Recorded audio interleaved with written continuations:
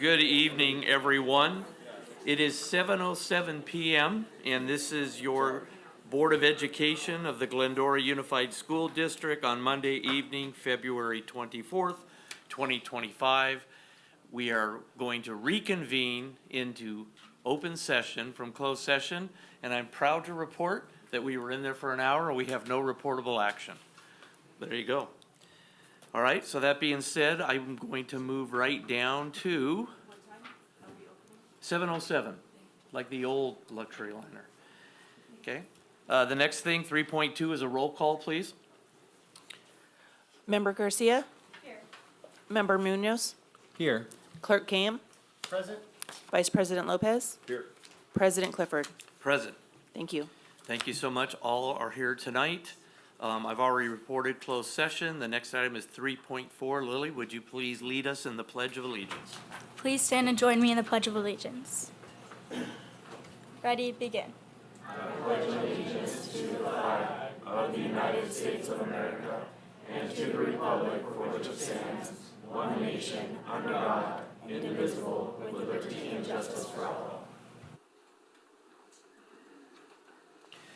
Thank you. The next item is 3.5, which is an adoption of the agenda. For tonight's agenda on item 11.1, there's a bunch of people on there. We're removing employee ID number 30849 from that list of people, and we are going to proceed with everyone else on it.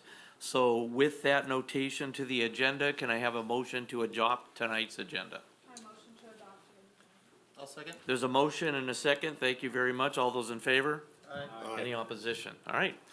That moves us to 3.6, which is the board recognition for Mission 19 patch and color contest winners. I will turn it over to our superintendent.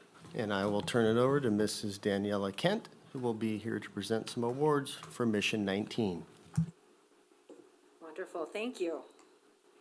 Good evening, everyone. It's my pleasure to celebrate the remarkable achievements of our students and staff involved in Mission 19, which is part of the Student Space Flight Experiment Program, or SSEP. A special thanks to the Glendora Education Foundation for their generous support, which has helped bring this mission to life and position Glendora Unified at the forefront of space research. At Glendora High, our talented scientific team, John Han, May Flock, Chloe Shee, and Joshua Kim, with guidance from Ms. Rana El Youssef, has undertaken an inspiring project exploring the development of brine shrimp in space versus on Earth. This hands-on experience provides our students with a unique opportunity to engage in real-world scientific exploration, showcasing the spirit of innovation we foster in our district.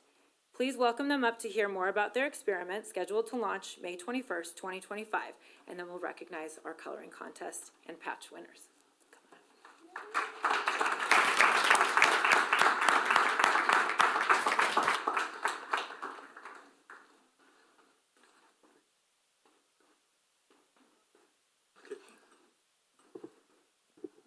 First, we'd love to give a special thanks to the members of the Glendora Education Foundation for funding our projects and giving students like us an opportunity to pursue original scientific inquiry at the Glendora School District.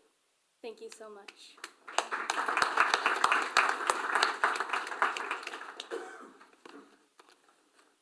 So our project actually started out as an extra credit opportunity, but we still had to go through a very structured development process with the help of our AP chemistry teacher, who's sitting over there, who should be up here.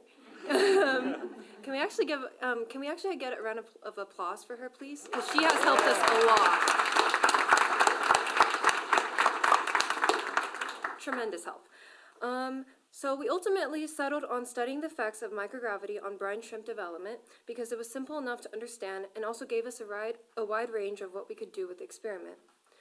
From there, the first writing proposal to be submitted for approval was written in approximately a week by John Han. And when we were notified that the proposal was approved, we started listing what materials we needed, and finally we started experimenting. At first, we simply focused on hatching the brine shrimp successfully, and when that succeeded, we borrowed microscopes from the Glendora High School's labs and started making and writing our observations down. Thank you.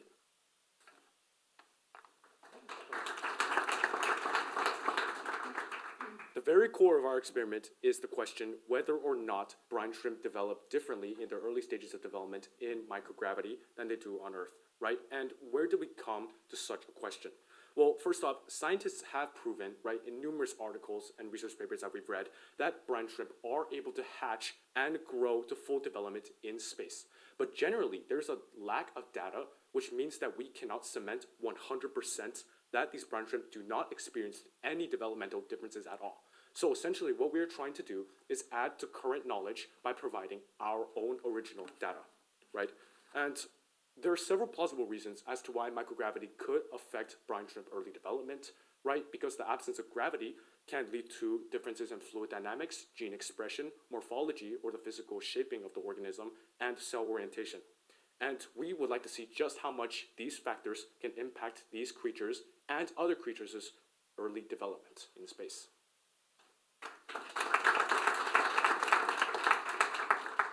And thus far for from our results through our experimentation, we have seen we are able to nurture these shrimps in our test tubes, and we are also successfully able to euthanize these shrimps, and we are able to use our microscopes given by our Glendora lab to check any potential mishaps or any gene mutations in our brine shrimps.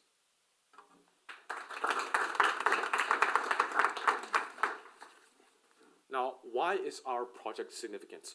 Well, holistically understanding how the absence of gravity affects organisms and their development is essential because it equips us with knowledge that can be used for future long-term space flights that might require life systems or reproduction, right? So essentially, our findings will solidify humanity's future in space by advancing our knowledge of developmental biology in the context of space exploration and microgravity environments. Thank you guys so much.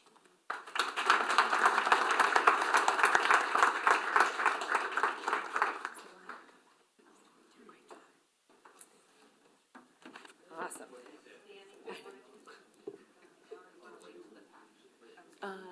We'll do it all. Oh, let's do it all.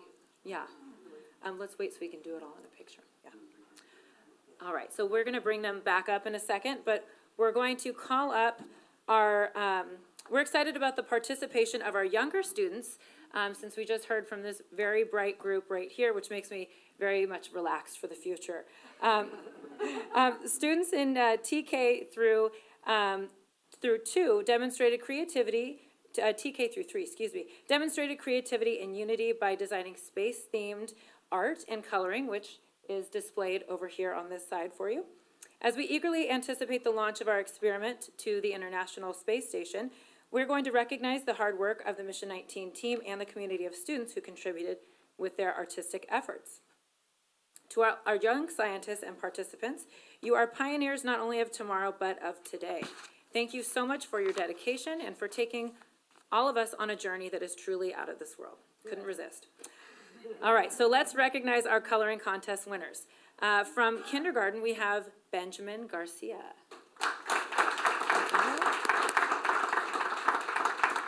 Representing Stanton, so we'll deliver that to him. We have another Stanton winner from first grade, Serenity Souza.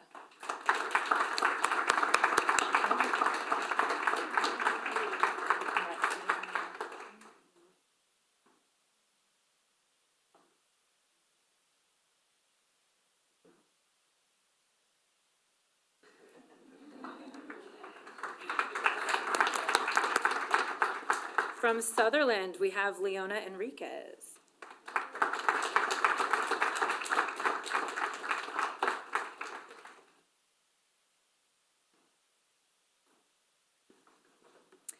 And from third grade, we have Rowan Krimmel.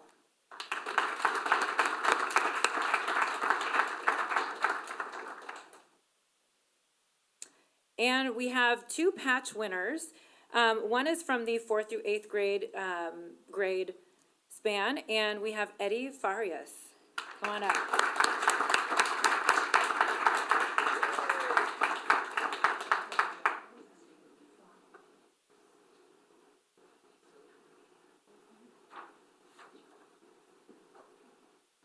And then from our 9th through 12th, we have Danielle Espino.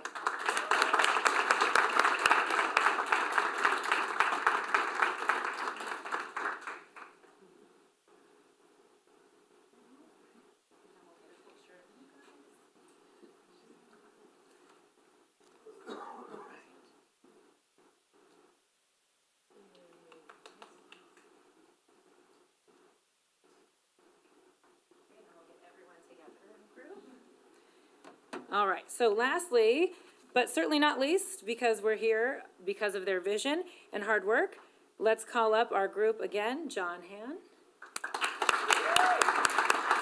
May Flock, Chloe Shi, and Joshua Kim, and Miss El Youssef.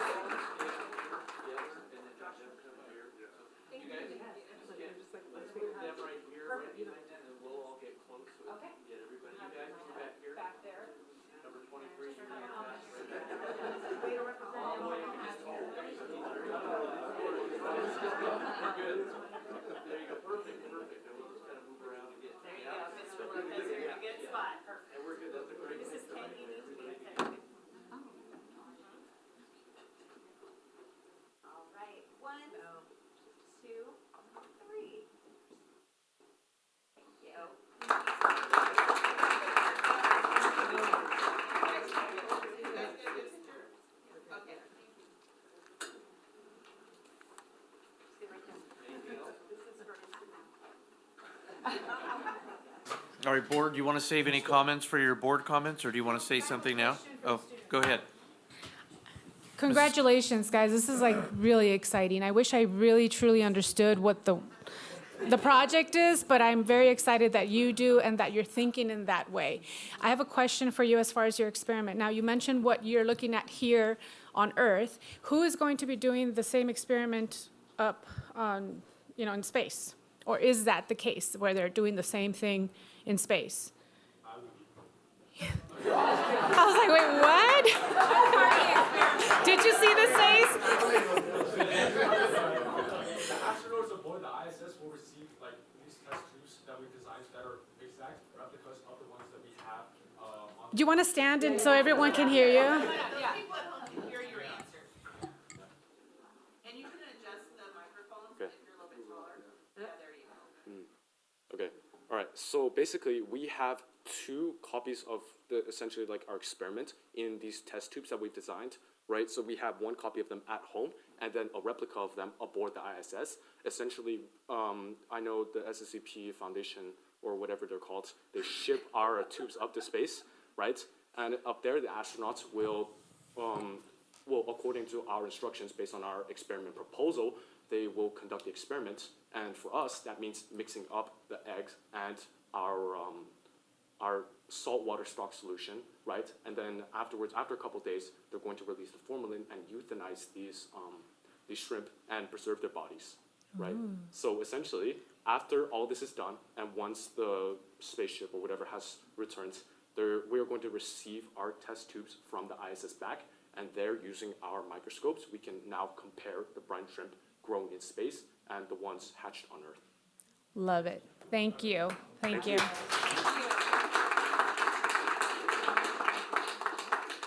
All right, anything else?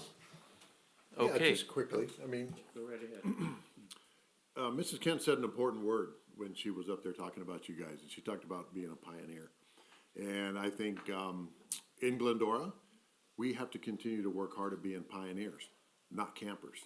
In other words, we don't want to sit on our hands. We want to get deeper into learning. We want to do activities like this, and we have educators who are willing to do it. Great, thank you, Mrs. El Youssef. That's awesome. So continue to work on being pioneers, and the sky's the limit for Glendora Unified. Thank you. Super proud of you guys. Good job.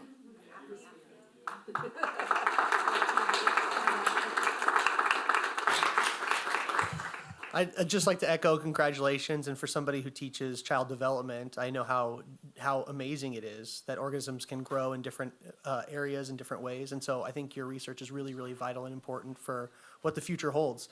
So on top of the fact that it's very forward-thinking, I want to congratulate you on such an elegant design, Because these things get very complicated very quickly, and the more complicated they get, the more unrealistic they are.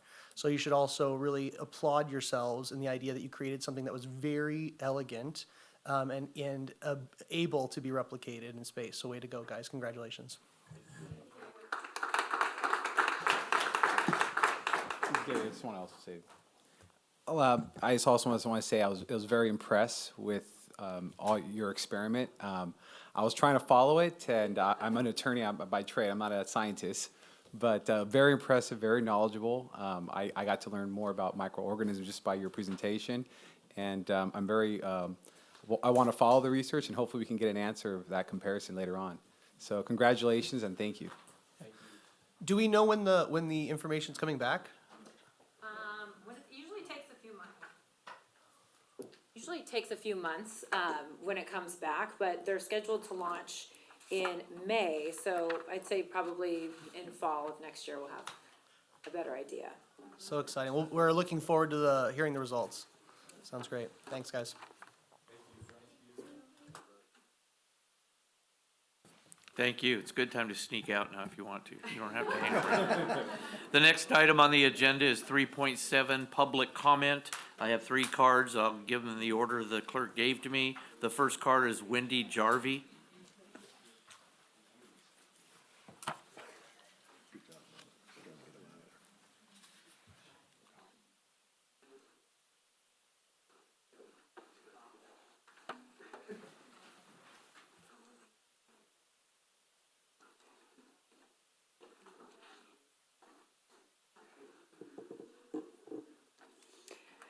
Good evening. I'm here tonight to talk about the ethnic studies overview that was posted online. And first off, I'd like to say I'm relieved that it was posted online. I'm on the Ethnic Studies Community Committee to review it, and up until now, nothing has ever been given to the public. So that was something that always bothered me, that our work in the committee was never made public. And it was a little bit frustrating, the process being on that committee. It was started by the previous board and administration, but one of the handouts that we got to guide us in our committee was the board committee bylaws. And it says that part of our responsibility is to act in an advisory capacity. And my understanding is that that is to advise the board. And so far, all of our feedback has just gone to the district. So that in conjunction with the other requirement that the committees shall provide public notice of their meetings. We've never given public notice of our meetings, and I think that's a real disservice to the larger community, that we're not being transparent. So that is a little bit of feedback about the committee. On the schedule of our committee, it says that we've received a timeline, and in this timeline it doesn't list anywhere that the board is to be given the curriculum for review and approval. It has the University of California Office of the President reviewing it for consideration and approval, which leads me to believe that under AB 101 that our district is using type 3 for the type of course that we're submitting. And my understanding was that we were going to have a locally developed type 4, which would allow us to present it, would allow the district to present to the board, allow the public to have feedback, and then at the subsequent meeting, the board would vote. So the entire process, I think, has not been on the level, and I think there needs to be a review of how this committee and the board is reviewing ethnic studies curriculum. Thank you. Thank you. The next card I have is Krista Granger.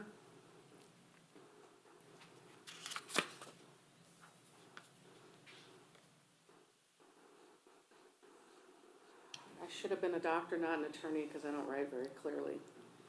My name's Krista Granger. Thank you for letting me come and comment. I just wanted to come up here, a little bit about me. Both of my sons graduated from Glendora High School. I have 5 nieces and nephews who have graduated from GHS, 1 more graduating later this year. So I'm invested in the community and in the schools here. I value our public education, especially being a product of LA Unified. I definitely see the benefits of a smaller community and the schools that we have here. And in fact, our sons first started as district of choice, and then my wife and I ended up moving here to Glendora primarily for the schools. So I say all that to preface that I believe in the school systems and really value everything we're doing. On February 14th, I made an appointment to view the ethics studies curriculum, and I just am here today to voice my support for the program. The course is thoughtful and helps students learn different historical facts about various cultures and ethnic groups. Our city is filled with many different races and cultures, and I think a class like this not only helps our students learn more about someone different than themselves, but it may also help them connect to their own ancestry and things about themselves they didn't know.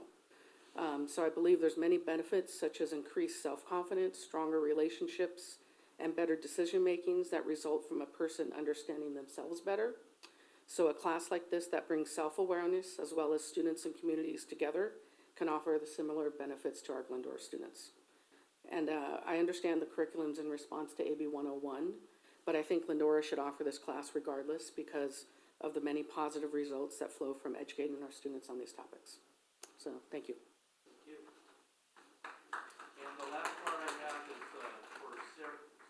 The last card I have is for Sarah Barron.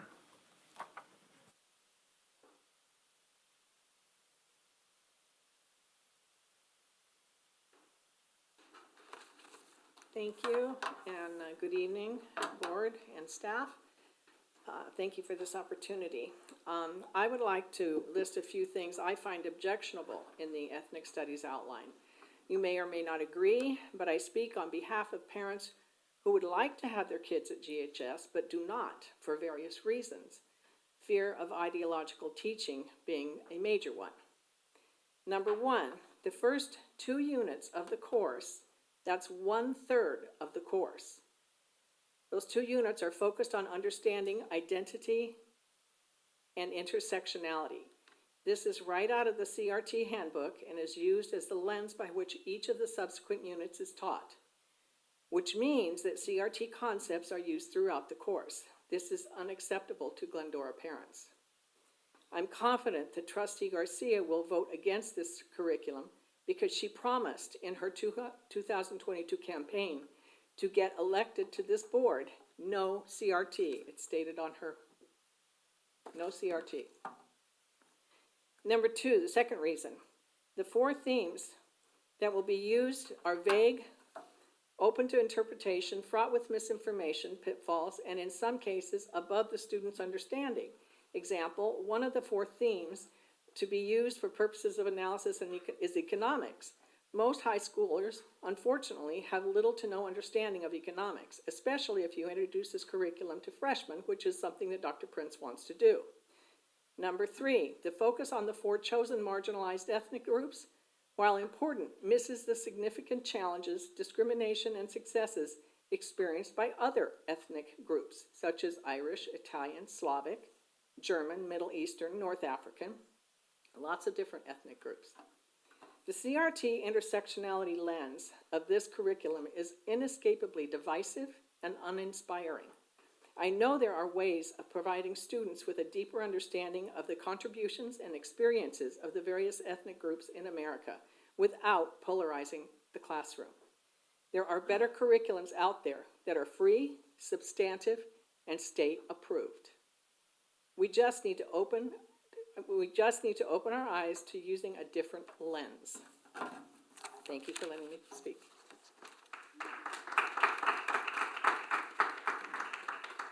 All right, I have no further cards, so I will close the public comment period and move on to our oral reports. 4.1 is a student to you, I believe. Yes. Okay. Okay, I want to start off with Cullen Elementary. We are proud of the hard work that the Cullen Condors have put on into the second trimester. In the midst of all their learning, they've got to do some fun stuff too. February started with open house, and although it rained all evening, our family still came out to celebrate all of the students' hard work. Our character trait focus for this month of February is truthful, as we want all of our students to be truthful in what they say and do. PTA was able to announce the winners of our yearbook cover contest, with a third grader, Alyssa, to creating the art on the inside cover, Jana in second grade having her art in the back cover, and Avery from fourth grade winning the privilege of her art being on the cover for our 2024-2025 school yearbook. Kindness Week was also in February, and our school student support specialist did an amazing job making this week fun and engaging for our students with festive spirit weeks and fun lunchtime activities, which culminated in Valentine's Day. During that same week, PTA organized a fun NED assembly where students were reminded about the importance of perseverance and never giving up. As you can see, we had a lot of fun learning in the month of February, and we are certain March will be even better. For Stanton Elementary, Stanton was filled with exciting activities in February. We began with gate testing and makeups, providing every student the opportunity to participate. We also wrapped up our final week of Session 2 for chess, where students showcased their skills and teamwork. To finish on a high note, our fifth graders had their panoramic pictures taken, while the rest of the school, including the fifth graders, smiled wide for their spring pictures, creating lasting memories. For the Sutherland Elementary, as we wrapped up the second trimester, we are proud of the hard work for our students and staff. We will end the trimester with a masterpiece morning art lesson with our fantastic parent volunteer, Mrs. Flatch. Students are also gearing up to display their talent in our upcoming talent show on February 28th. March 3rd through 7th will be our parent-teacher conferences for the second trimester. That same week is also our spring book fair as well as Read Across America week. Our students will be participating in literacy activities and fun dress-up days all week. Sandberg Middle School, Avid goes to college. Avid students enjoyed a student field trip to UCI on February 12th. They were excited to visit a university campus and learn about the different fields of study offered at UCI. Mostly, they enjoyed touring the beautiful campus and amazing food options available at the local eateries. We are thankful for Ms. Vagnosi's leadership in facilitating these wonderful opportunities for our Avid students. Future Tartan Day. 8th graders are gearing up for their trip to GHS for Future Tartan Day on March 6th. They are looking forward to learning about the different elective and extracurricular opportunities offered in high school. Colorpalooza is coming soon. We are thrilled to announce the date for Colorpalooza. ASB collaborated around ways to celebrate Color Run and Waterpalooza and came up with Colorpalooza. Students and staff will enjoy the fun of the afternoon on March 7th. Glendora High School. It's the middle of a busy season for our Tartans. We hosted our first annual Powder Ball game night last Friday. This event was a huge success as the boys continued the tradition of playing volleyball in Powder Buff and being coached by the volleyball girls. This year is the first year we've introduced the junior girls against the senior girls in a dodgeball game. We hope to host Powder Ball again next year. Kindness Week has now passed, and we are happy to report that it was a success. We kicked off the week with our annual Kindness Crew activity, where a group of high school students went to their home elementary school and greeted students walking to class. Despite the rainy weather, our ASB students clipped other students with clothespins that held compliments. Lastly, students were able to enjoy a flower truck in the pavilion and pick up a free flower. Action is approaching quickly, and we had a great turnout for t-shirt sales. In the next few weeks, Tartans will prepare for penny wars, dance practices, and mural paintings. Following action, our AP students will be preparing for their upcoming tests. Tartans are busy but yet productive during this season. Thank you. Any questions from the board before we move on? Nope. All right. Very good job. The next item is going to be the comments from the members of the Board of Education, and tonight we'll start at my left with Trustee Garcia. Awesome. Good evening, and thank you, everyone who's here tonight. I'm looking forward to this evening's presentations. I'll make it really quick. Founders Day dinner for PTA, another amazing event. I want to thank our Council of PTAs for putting that together, and all the baskets that were donated by all the campuses were absolutely beautiful. So thank you for doing that once again. Teen Summit. Some of us were there, and it was such an incredible opportunity. I know it's for the kids, guys, but I got so much out of it. It was just so amazing. So thank you for putting that together, Josie, the counselors, everyone who had a hand in that. I think this is my second or third time attending, but my first time on a panel. And I just love seeing how our kids have these very thoughtful questions. Just kind of gives you an idea of what's worrying them, what they're thinking about, what they're looking for in us as leaders. And I was just very grateful to be there and to be able to answer their questions. So I think this has been going on for quite a while, right? How many years? I think I don't know if it was more than 16 years or something. I was on it 20 years ago. Really? Yeah, I was involved. Keep it Over 20 going. years ago, so they've been going for quite a while. Yeah, well, I'm glad to see it surviving and thriving. So thank you for putting that together. Back to the Mission 19, I forgot to say just how grateful I am for the Glendora Education Foundation for providing the funding to be able to give these students this opportunity. I mean, this is an example of the value of the foundation and just how important their work is to this community and, more importantly, to our students. I'm sure Dr. DeGrazia will bring up the SIP and support. We're not calling it food for thought anymore, guys. It's SIP and support. He has a date. I don't have it in front of me. Congratulations to Samantha Sachs. I have to mention that because I'm a big fan. And she's going to state on Saturday. That's in Bakersfield. I'm very tempted to make that drive to go see her because she's a senior and we won't get to see her doing her thing locally. So if you get a chance, I think they posted all the information on the wrestling Instagram page on how to see her match. I wanted to address quickly public comment on CRT. I hadn't heard those 3 letters in a very long time. Just to clarify, I'm touched that you still have my mailer. Thank you for keeping that. But I did say no CRT, and I still stand with that. I do trust our teachers 100% with the very thoughtful work that they have put in to creating this very Glendora curriculum for our students. It has been a long process, and we have been kept abreast on what that process is. So I trust them. I trust Dr. Prince in her thoughtful work that she's done in creating that curriculum. I'm grateful that we had community members in that committee that had an opportunity to give their feedback, and all of that was considered. And I'm excited. I'm excited to see all of that, seeing it in the classroom, seeing my children who will get to enjoy that type of class.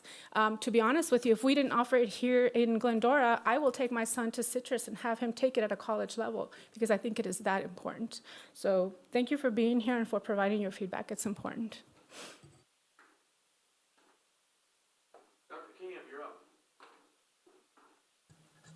Wrestling my microphone's cord here.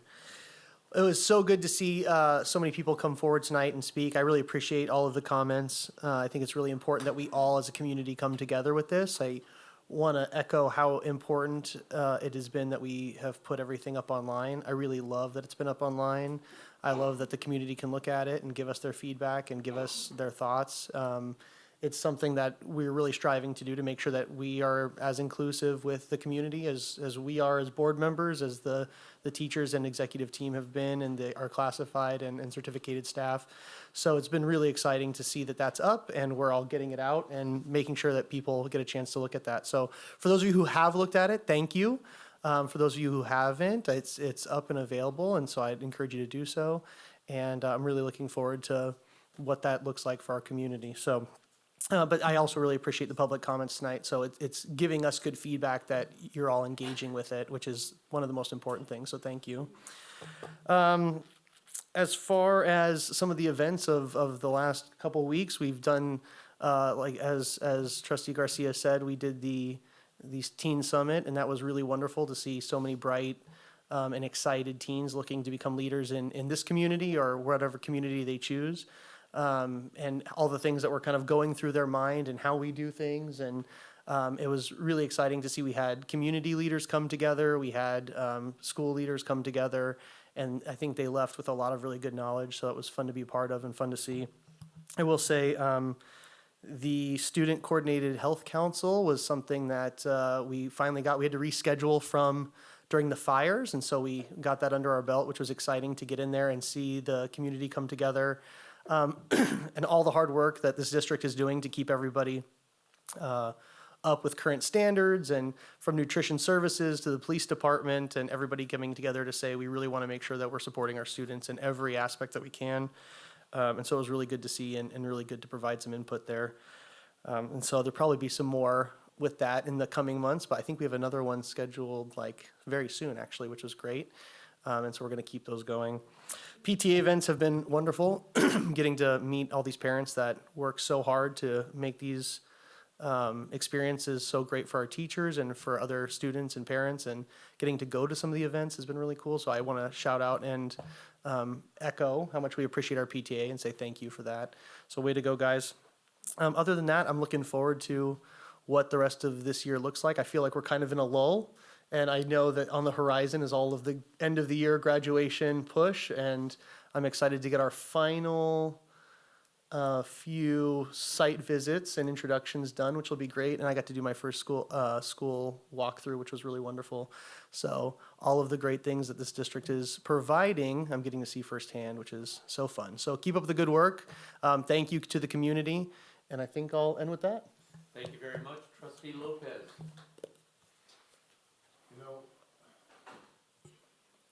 It was awesome tonight to see our kids with the Mission 19, and then the little ones with their design for the coloring and stuff like that. So really good stuff. Always really good stuff happening in GUSD. And I will, Sam was on the top of my list. Samantha Sachs. And actually, she'll start wrestling Thursday. It's grueling. When you get to the state, you're wrestling Thursday, Friday, and Saturday. So it's a task. But if you're seated high, which I think she's the #1 seed in the state as far as her weight class. So she may have a better road, an easier road to it. But you've got to wrestle everybody. So, the fact that she's had 4 CIF titles since she's been wrestling at Glendora since her freshman year, and her master's titles, I believe she has 4 of those also.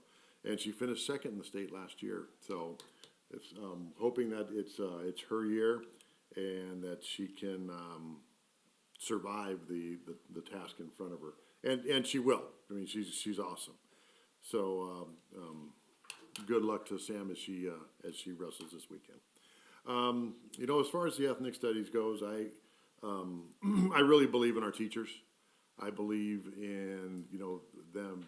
The way they look at the curriculum, they vet the curriculum. There are standards to be taught with that curriculum. The one advantage I have is knowing our teachers, knowing what happens inside of the classroom, how it is taught. And so I believe that no matter what the curriculum looks like, our teachers are pros. And they're going to teach it the right way, and they're going to teach it by the standards. And this ethnic studies is just the beginning. We're just starting down this road, and we got a pilot next year. So, and which will be probably a little wonky, right? Because as we know with pilots, we're testing everything, right? What does this look like? What does that look like? That didn't work here, so I'm going to try something different here. So that's what happens with a pilot. And as we move forward to the class of 2030, actually being where we have to start at the year after, it'll be a little better, right? And because in my mind, I start thinking about this is going to be a process, right? A process of multiple years. It's not going to happen in just 1 year as the curriculum gets designed and revamped and designed and revamped. And I think we also got to remember the classes that our teachers, the curriculum they teach, when they teach a U.S. history class, it's always been called U.S. history and cultures, world history and cultures. So there's always been some kind of cultural teaching within our history courses. So, I know we don't, it's not on the agenda tonight for a vote, but again, really trust our teachers. I trust our administrators and how it will be implemented and what will be taught in the classroom, because I know what that's going to look like. So, and that's it for me. Thank you. Oh, Munoz, that's okay. All right. Well, heard some great Mission 19. That was just amazing. And it's an example of how, you know, as a community, if we, you know, support, like, for example, the Glendora Education Foundation, they do a great job of raising money for putting programs just like this and experiments. And that's what I love about Glendora. It's a community here, and we need to keep that up. And I encourage everyone watching, all our supporters, we continue supporting our community because we're doing this because for the kids. We want the kids to get the best education, the best experience. And so, you know, that was amazing just hearing just these great students of what they're accomplishing right now. During the last few weeks, I had a chance to also attend the Glendora Council PTA at the Founders Day dinner. Really nice. It was at the Clubhouse 66. There was nice, good food. Got to meet all the different principals from the different districts. And it was a really great chance to get on one-on-one communication with everyone. And there's some great prizes that was given out. I didn't win anything, but next time. Lastly, got to learn more about the STEAM labs too, through a presentation through the Glendora Education Foundation. And it's amazing how how Legos are just so powerful in teaching just basic physics to these students. And so again, focus on the education is so important, and got to learn a lot about the STEAM labs and additional things that they're going to introduce later on in those labs. Regarding the ethnic studies, I know there's a lot of concerns, and I appreciate everyone coming up here and letting us know their feedback, because it's great to know this is a community effort. It's online too for everyone to go check out. I encourage the whole public to do that, to make any comments they can, because like Board Member Lopez said, you know, this is a pilot program and there's going to be changes made. And so we, you know, we're trying to make it perfect, but if there's tweaks we have to do, we'll do those tweaks. And the ones that best know are the teachers, and we have to support our teachers and our staff in knowing what's best for our students. So just want to close up with that and say thank you. Thank you. Just a couple of quick comments. I want to thank the three speakers tonight, Mrs. Barron, Mrs. Granger, and Ms. Jarvie. We really appreciate your feedback. I take notes on the back of your card so I can remember what you said, and appreciate the fact that you looked at the data and then came to speak about it. It means a lot to me personally, so thank you for that. In addition to what you said tonight, it's been a busy week. I received about 53 emails from different parents and teachers and students during the last 2 weeks' activities about specific things at GUSD, and we try to get back to you real quick. Attended the Teen Summit and the PTA Founders Dinner again and saw my peers there. It's very nice to see our high schoolers engaged in that activity. I particularly had a great time talking with them and doing the icebreakers. The icebreakers are real fun, and they're prepared kind of by the students, and it's kind of fun to interact with them in that arena. And they're very professional, and they're very outspoken, and I appreciated their maturity during that entire event. And the lunch was really good too. It was a grab-and-go lunch, and it was probably the healthiest grab-and-go lunch I had in a long time, so I appreciated that. I heard a speaker tonight talk about some board bylaws on that committee. I don't remember ever seeing those. Would you mind sending me a copy of those board bylaws? I would appreciate that. I took those notes, and right now I'm looking at all my stuff. I'm about at my limit of unfunded mandates from the state, which right now this entire program is an unfunded state mandate where they're asking us to do something and not giving us the funds to do it. And as you've heard me talk, I have another presentation tonight, and I'm looking at math scores that we have that I'm not happy with. And, I'd like to focus on some of those remedial things. So I'm not quite there yet. I like the fact that this is college level curriculum. I think that may be more appropriate, but I just want you guys to know I'm going to pay a lot of attention. I'm going to do a lot of homework, but I'm acutely focused on our district's budget and trying to do everything that we can to make sure we meet our remedial goals of our students being able to have a great education at, in my opinion, a school district that's located in one of the best cities in Southern California. And I'm really focusing on that. So as far as I know, unless something's changed in this current budget, ethnic studies has not been funded, which means to me that if we had to do some of these programs, we wouldn't get any money from the state to do it, and it would be out of our general fund, I believe. And I thought there were plans to fund it, and I think maybe Dr. Cam may know more about that than I do because he's kind of focused on that. But my point is, I'm hoping that at some point in time, they would present to us to say, hey, Glendora Unified School District, here's something that we think you need to do, and then here's the funding pool for it, and then we can decide on those things. But that's kind of where I am with it right now. And I really appreciate and will use a lot of the feedback I'm getting and work with our staff to do that. I've been doing that already. And I'm just one vote out of 5, but that's kind of where I'm sitting right now. And I think that wraps up everything that I wanted to say. Again, appreciating all of your public comment tonight. So that will move us to our superintendent, who really has the important stuff to say to us. We'll see what we have tonight. Thank you, Mr. Clifford, members of the board, distinguished guests.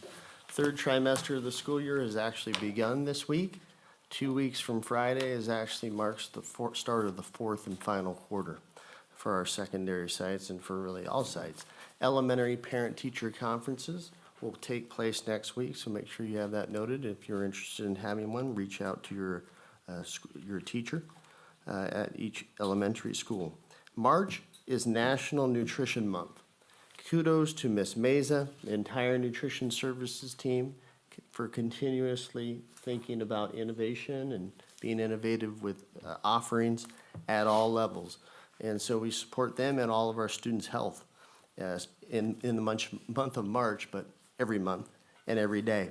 This week we have the final screening of Screenagers, the elementary version. Technology use has expanded over past years, and that can affect students and their mental health.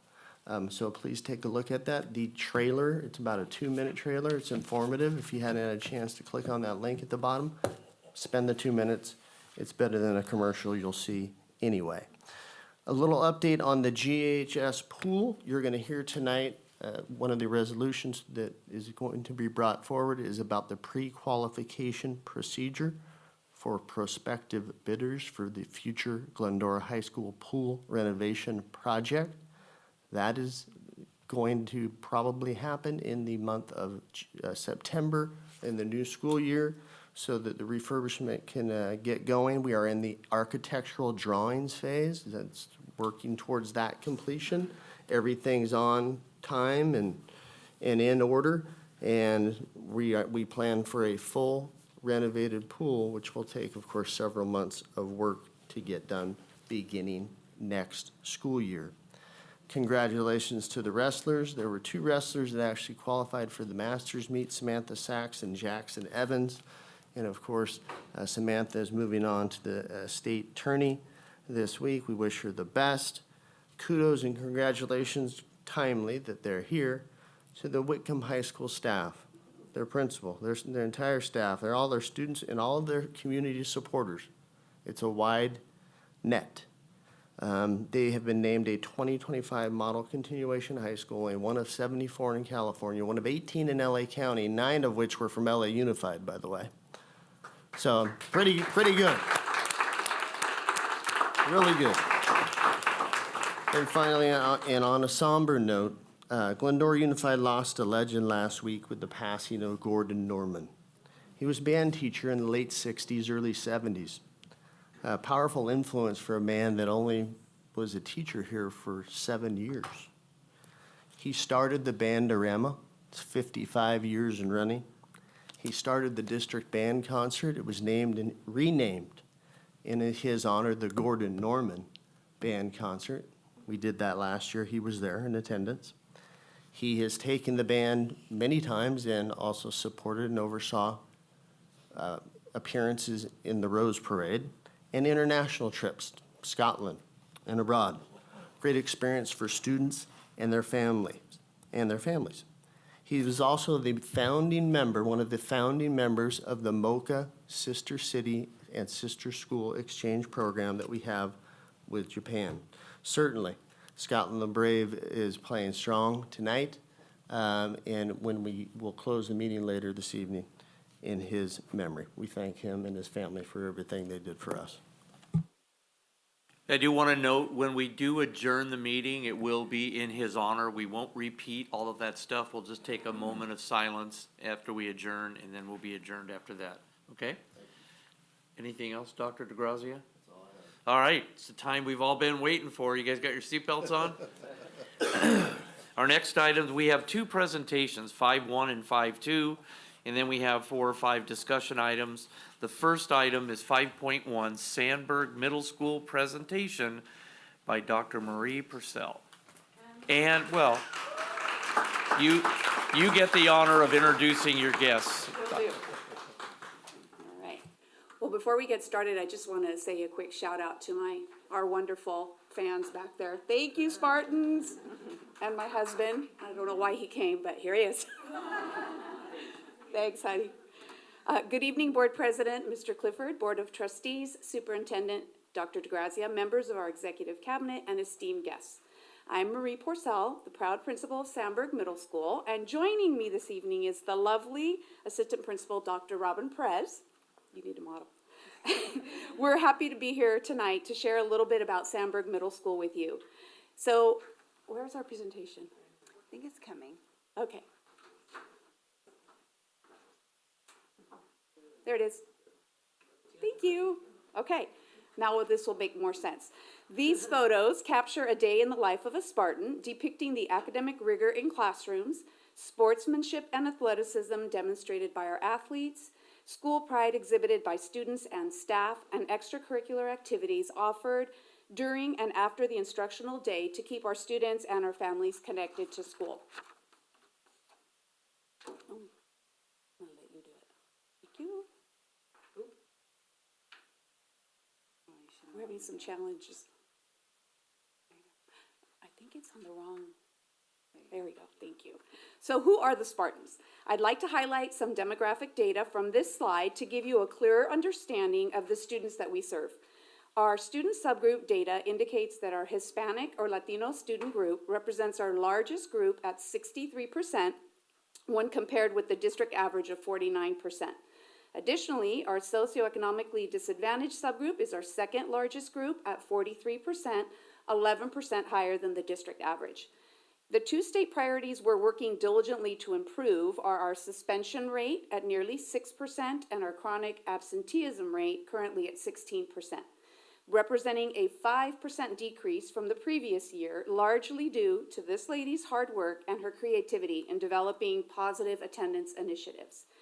Of course, we're also focusing on our 3 academic state priorities as we strive to implement best practices to improve student learning outcomes on all of our state assessments.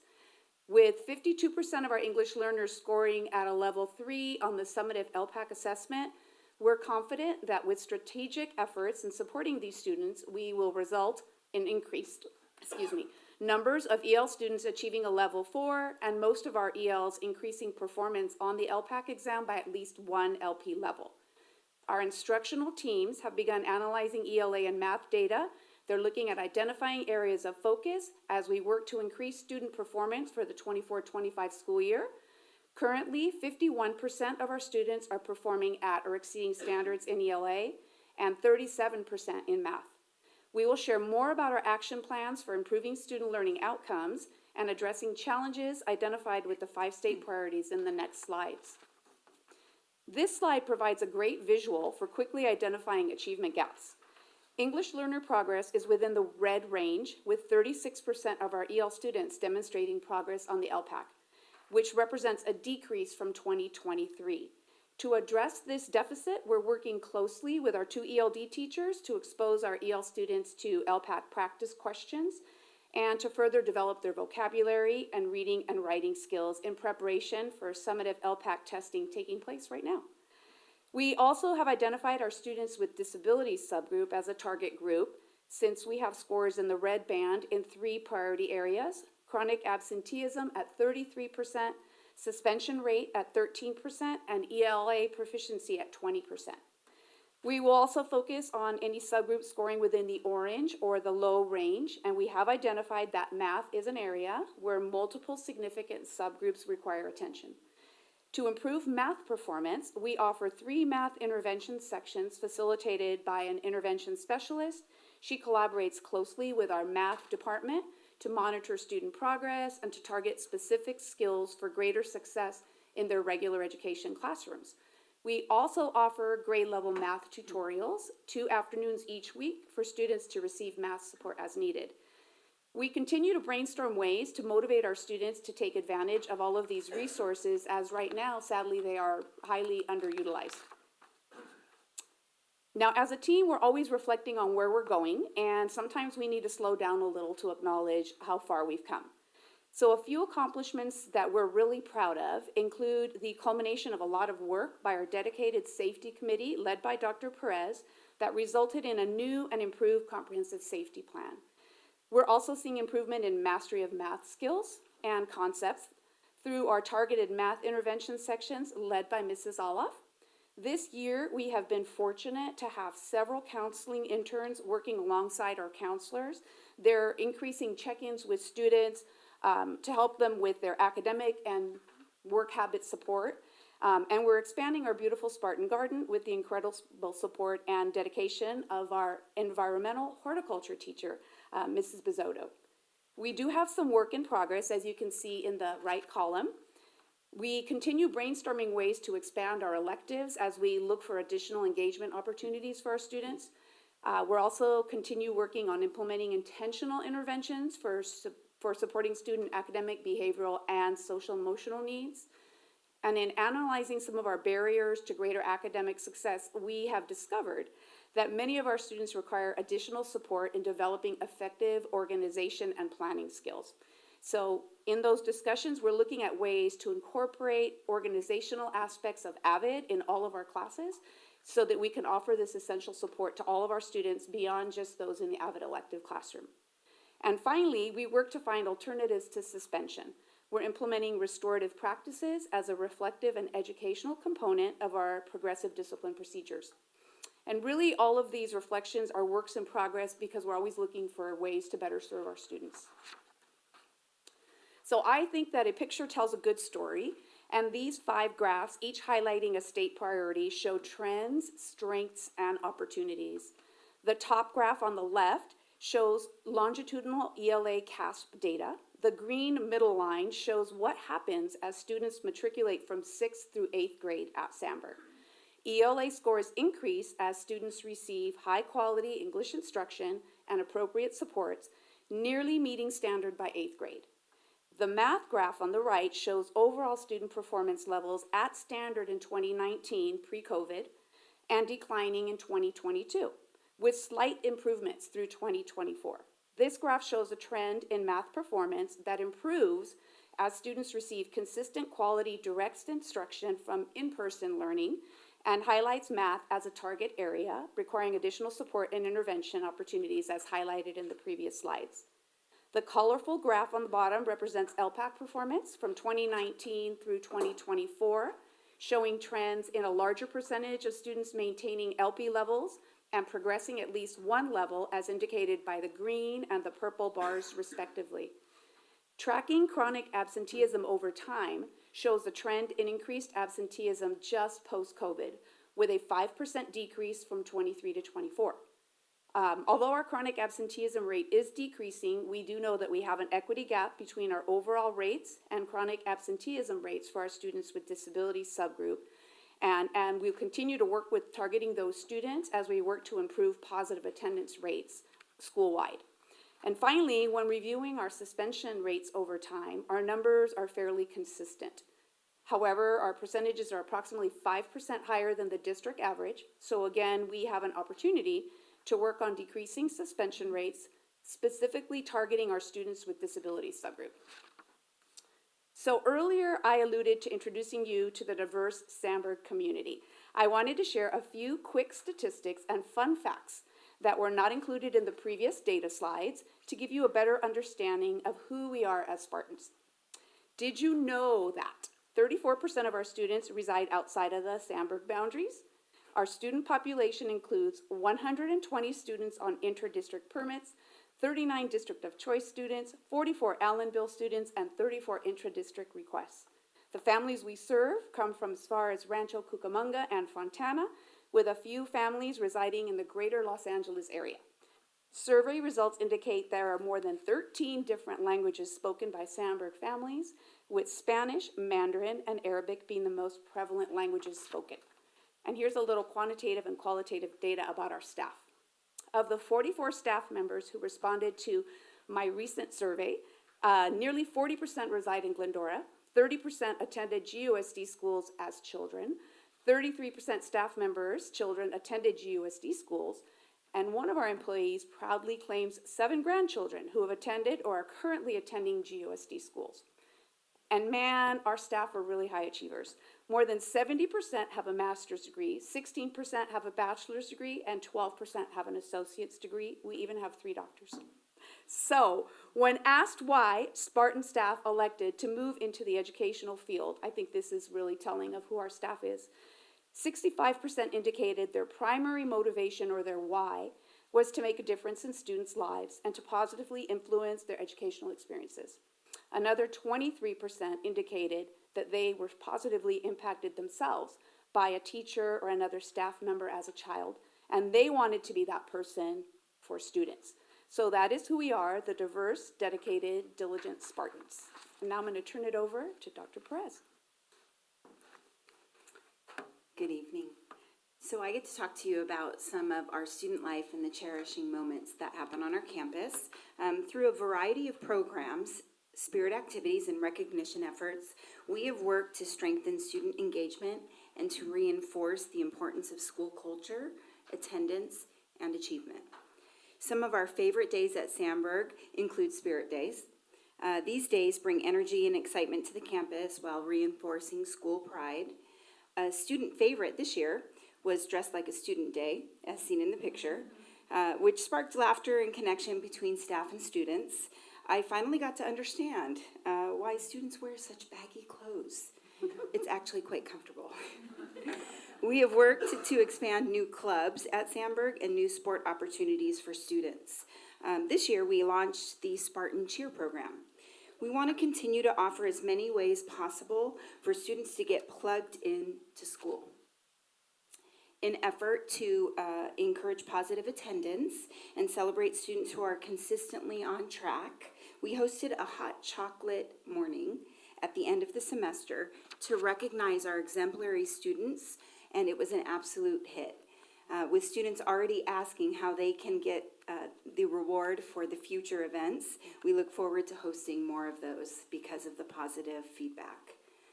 We continue with our semester recognition luncheons, celebrating students' academic excellence. In addition, we have continued the tradition of our 4.0 Spartan signs. This remains a highlight as it honors our students who achieve perfect GPAs and also inspires their peers to strive for academic success. Our ASB continues to build school culture and empowers leadership. They organize great events, fun activities, school fundraisers, and this allows students to actively shape their school experience. The WEB peer mentorship program has really come to life on our campus this year.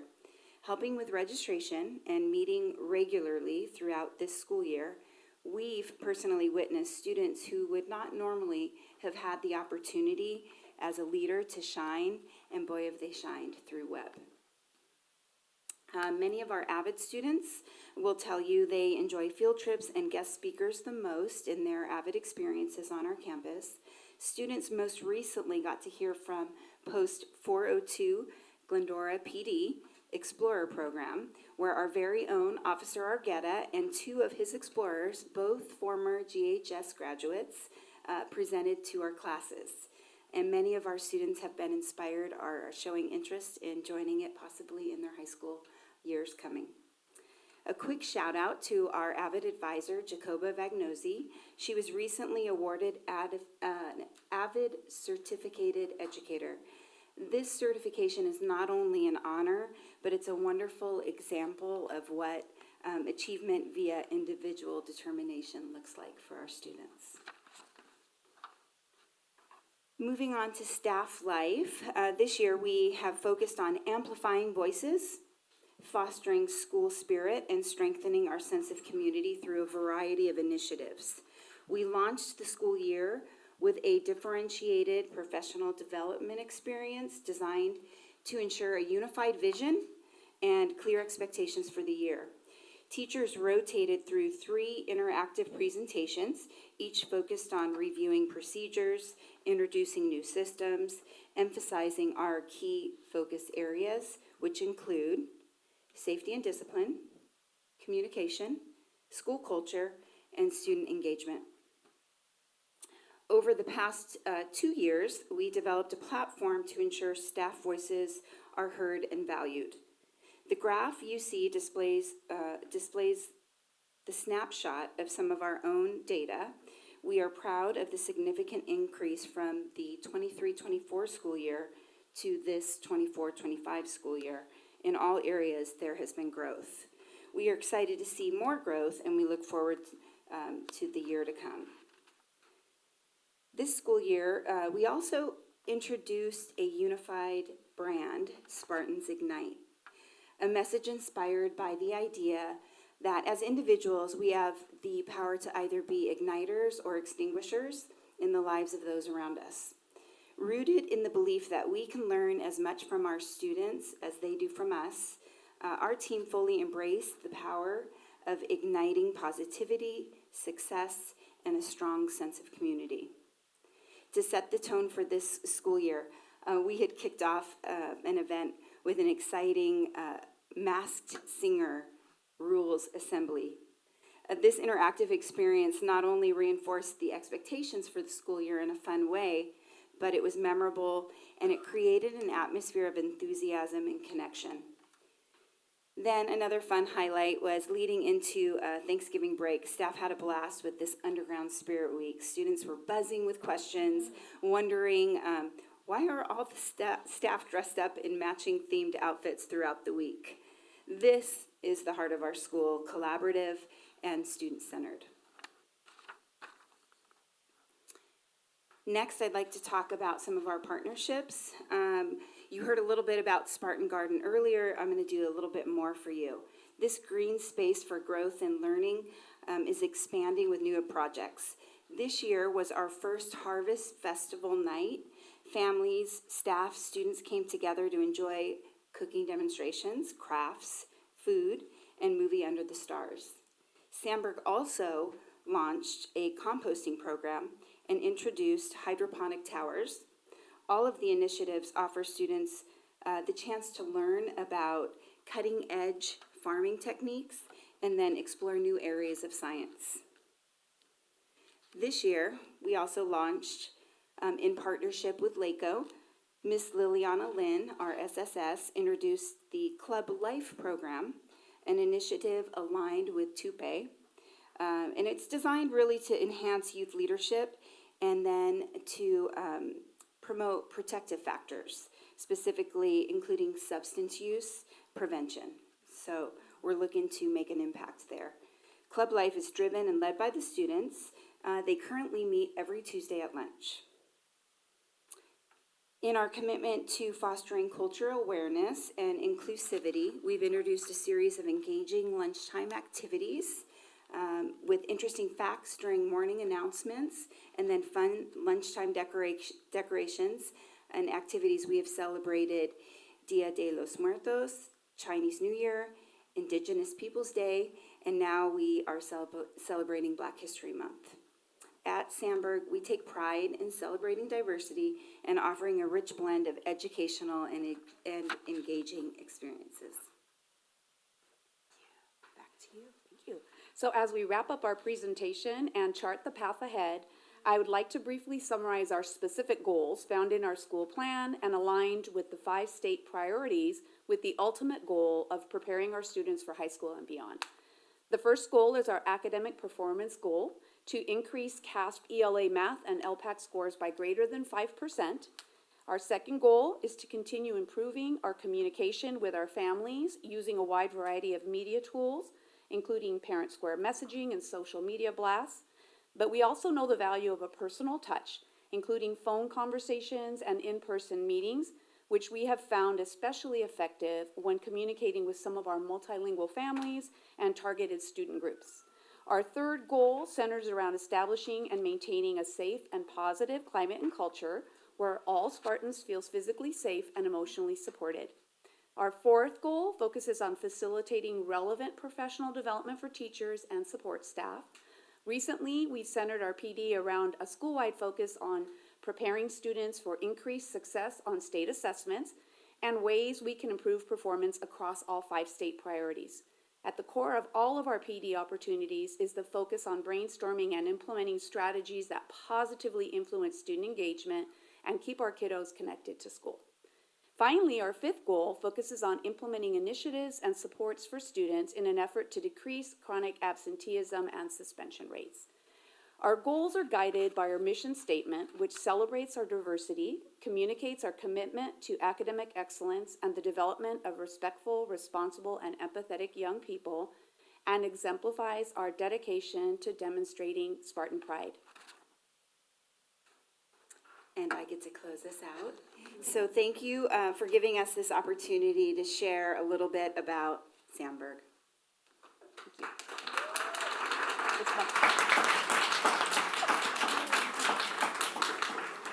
Thank you very much. Very insightful. I'll bring it back to the board and see if there's any questions from the board to our 2 representatives tonight. Go right ahead. Thank you, ladies, for being here for your presentation. Very insightful, as was said. I have to be honest with you, the colors don't look good, right? I did have an opportunity to sit with Dr. Najarro and get a more in-depth look at these charts. And I know there's a story behind it. I know we don't have time for that detail in this presentation, but I wanted to let you know that I understand there's more to it. With that said, I'm still concerned, right? In the previous presentations, one of my questions has been to the principals, what can we as your board do to support your goals for Sandberg?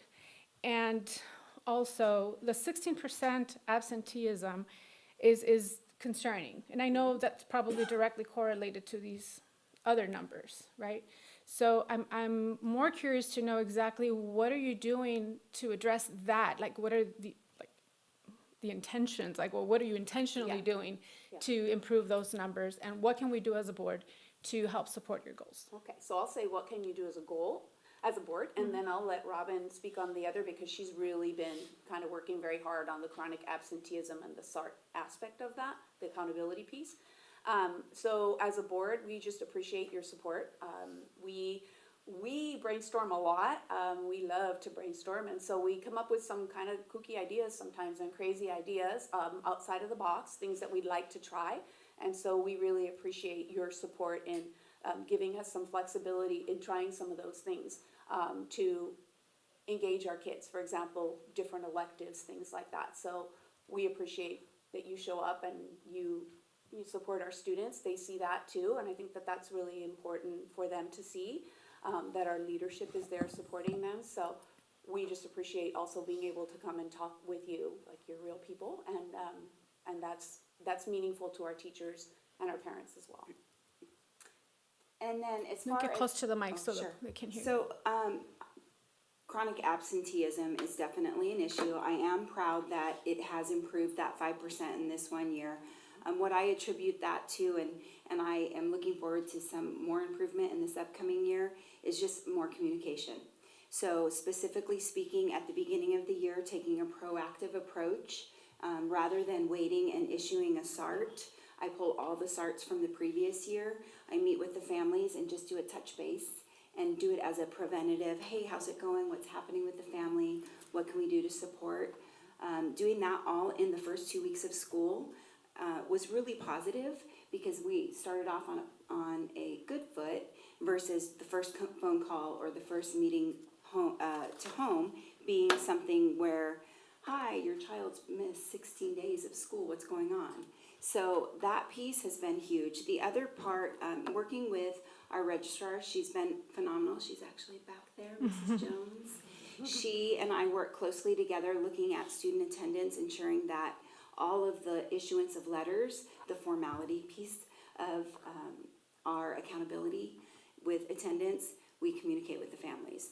That's been documented, and we just are consistently just double checking, did we get that letter out? Have we talked to the family? In addition, we do home visits.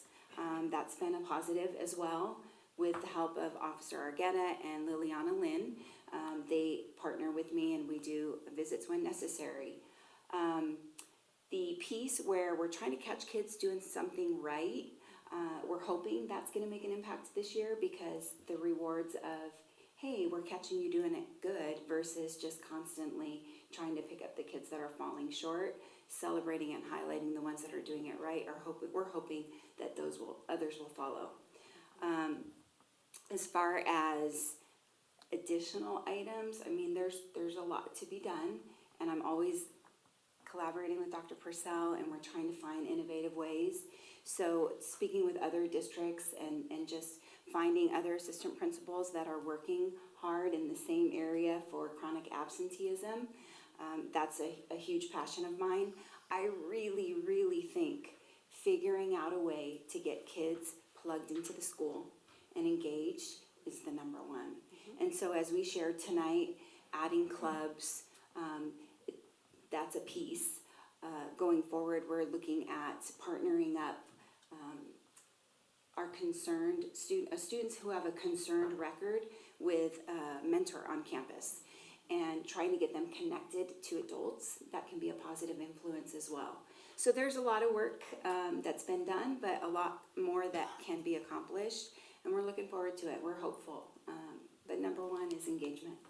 Okay, so with that said, with your phone calls and you should be collecting some type of data that is helping you inform your next step, right? So are you keeping a log of the reasons why students are missing that leads you to conclude that the connectivity to the campus is the solution? Or how are you determining that that's going to be the answer? Well, with the alerts that come in my reports, those are unexcused absences, and we don't have them accounted for. So we're not necessarily able to track, oh, it's because they're calling in sick all of the time. That information comes through the SART meetings, that initial stage, and I often find out more data at that point, but it's a case-by-case situation, because every family has a different story. And because we do have a lot of inter-districts, a lot of those students are having a hard time with transportation.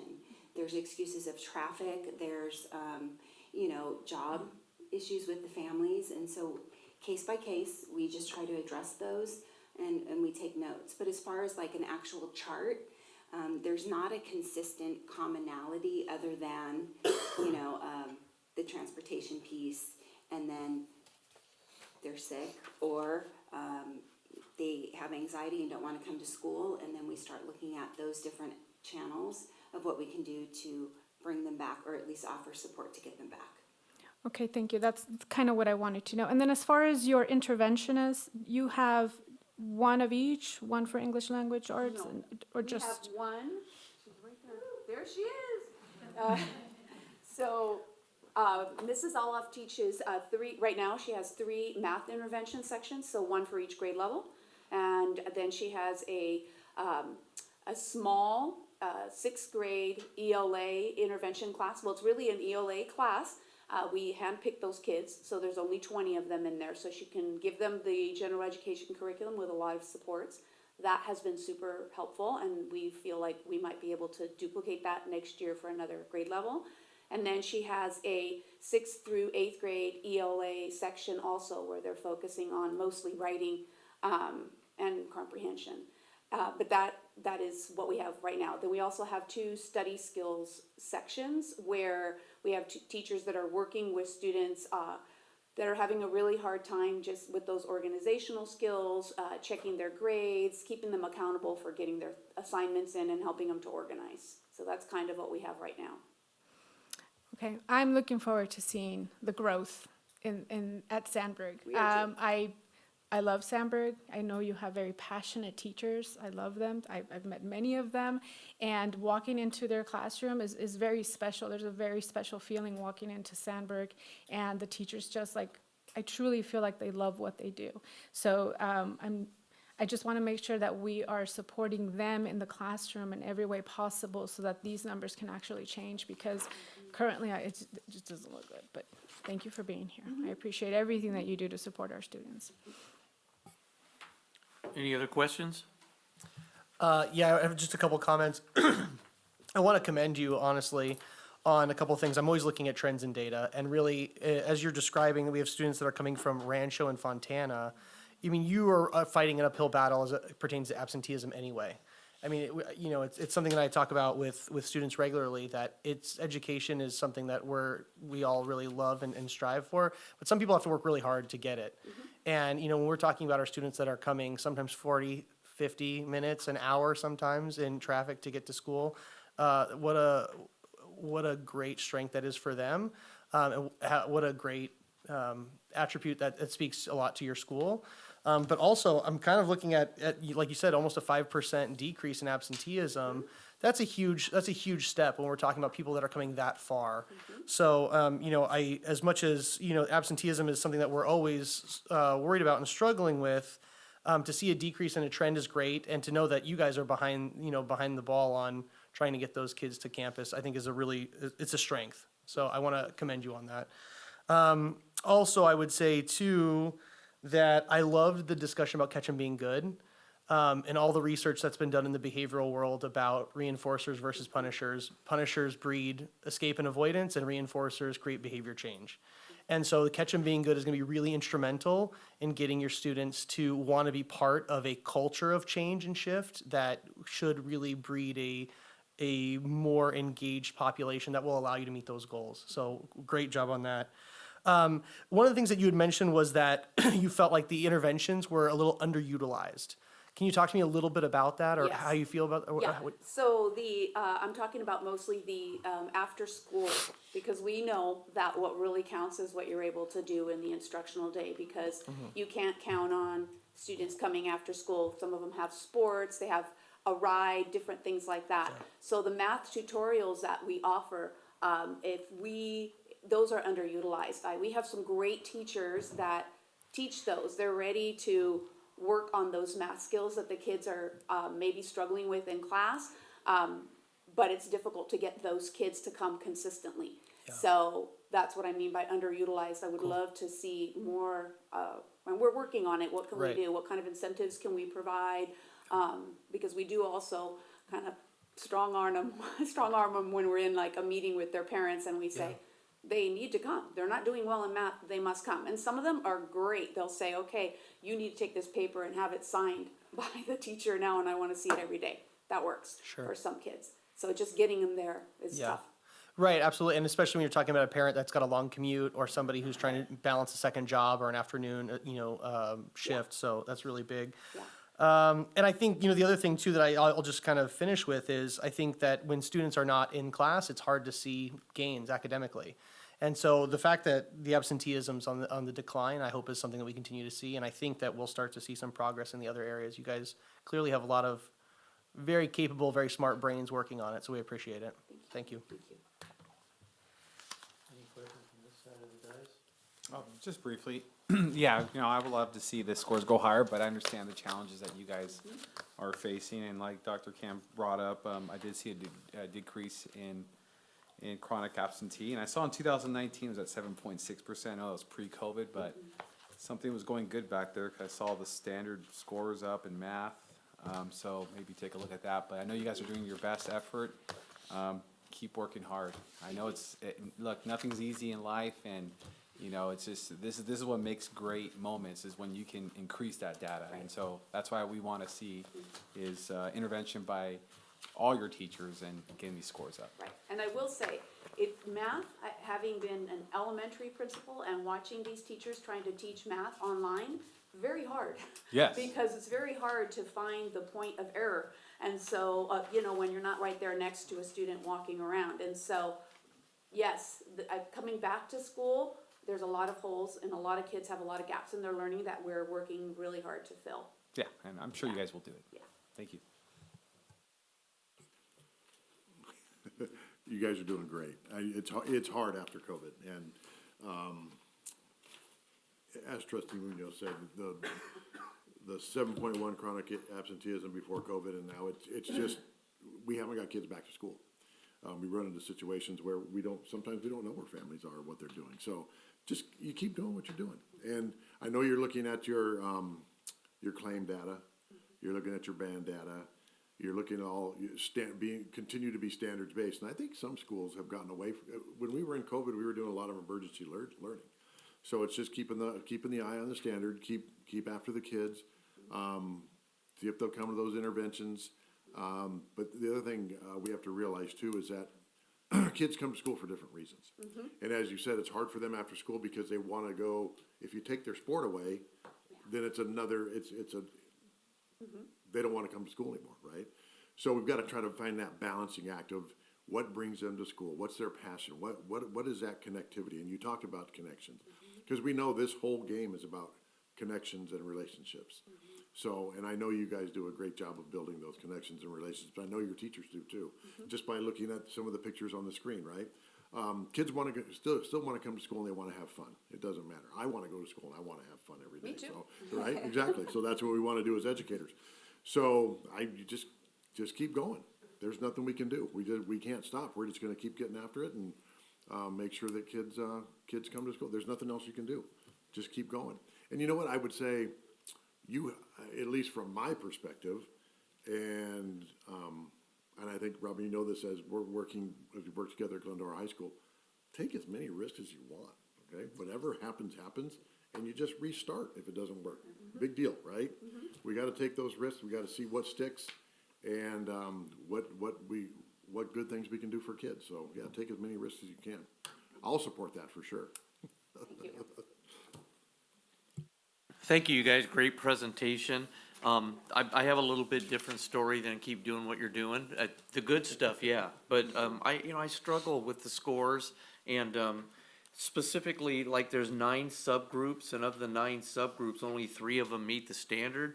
And your biggest population, 72% of the students aren't meeting the standard. To me, that's a alarming number. I think, and again, focusing on all the positive things are great, but when I look at your slide that says Principal Life Unfolding the Story, I want to think it's slide number 2.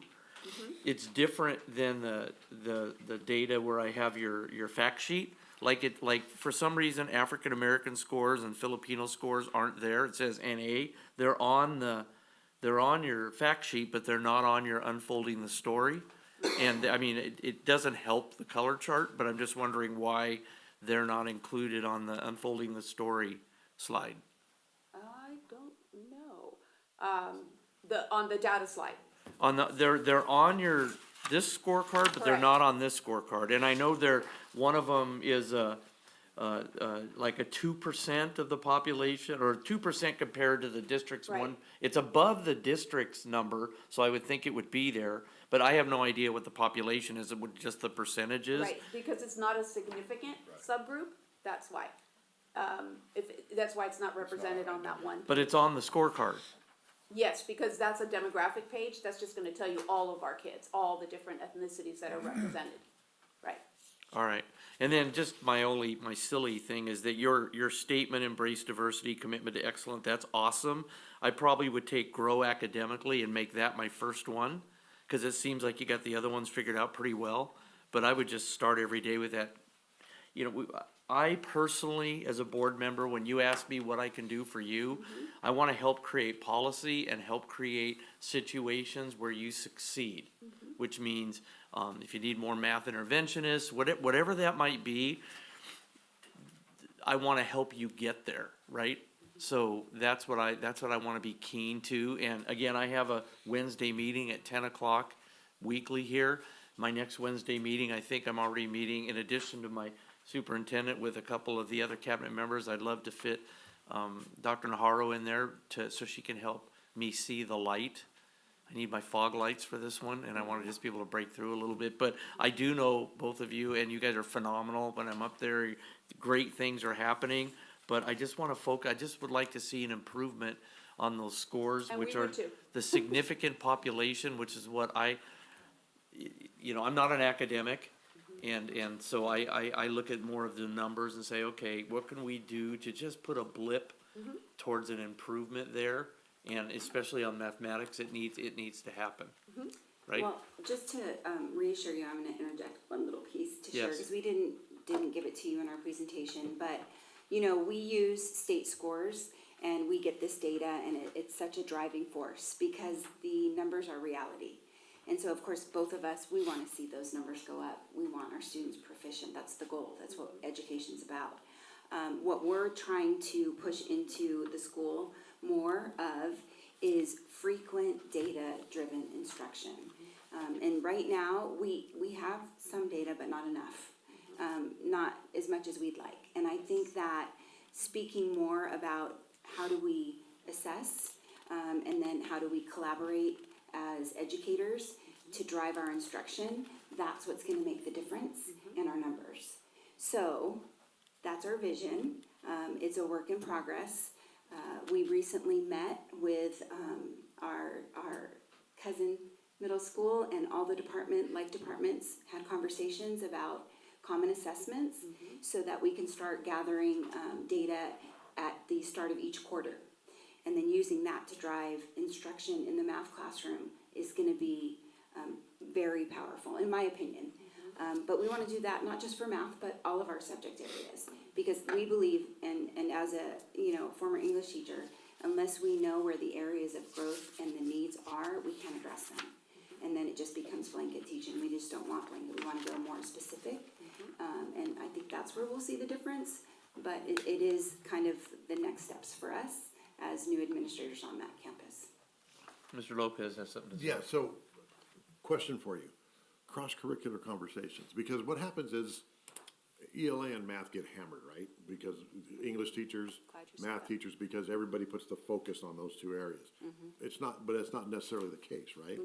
So, because in our history classes, in our science classes, there is an element that needs to be taught that helps support those kids along their way with the learning, right? That helps them on the test. So, just my question is, and maybe this is, you're meeting with Goddard, and I'm a Spartan, so you Goddard doesn't matter, I'm just kidding. But anyway, what kind of cross-curricular conversations, and even from school to school, having those cross-curricular conversations to help bridge that gap for the students also? Because there is, when you look at literacy standards and you look at the different standards, they're not just for English teachers, right? They're for all teachers. Right. So how do we bridge that gap? So that's a great question. We actually, I met with the English and History Department from Goddard and Sandberg. And that was a really lengthy conversation. We didn't get to as much of the specific benchmarks as math did, because we had a lot of conversations around how does science and social science support our English teachers, because our English teachers, all our teachers have a hard job, but our English teachers are grading a lot of writing, and that's very time consuming, and they cover all the different genres. And so obviously the history classes and the science classes lend themselves to informational writing, to argumentative, to all those different kinds of writing. So we really were talking about what are we going to do to support our English teachers, and our math teachers. And we also focused on that in our professional development with all of our teachers as we looked at the 5 priority areas.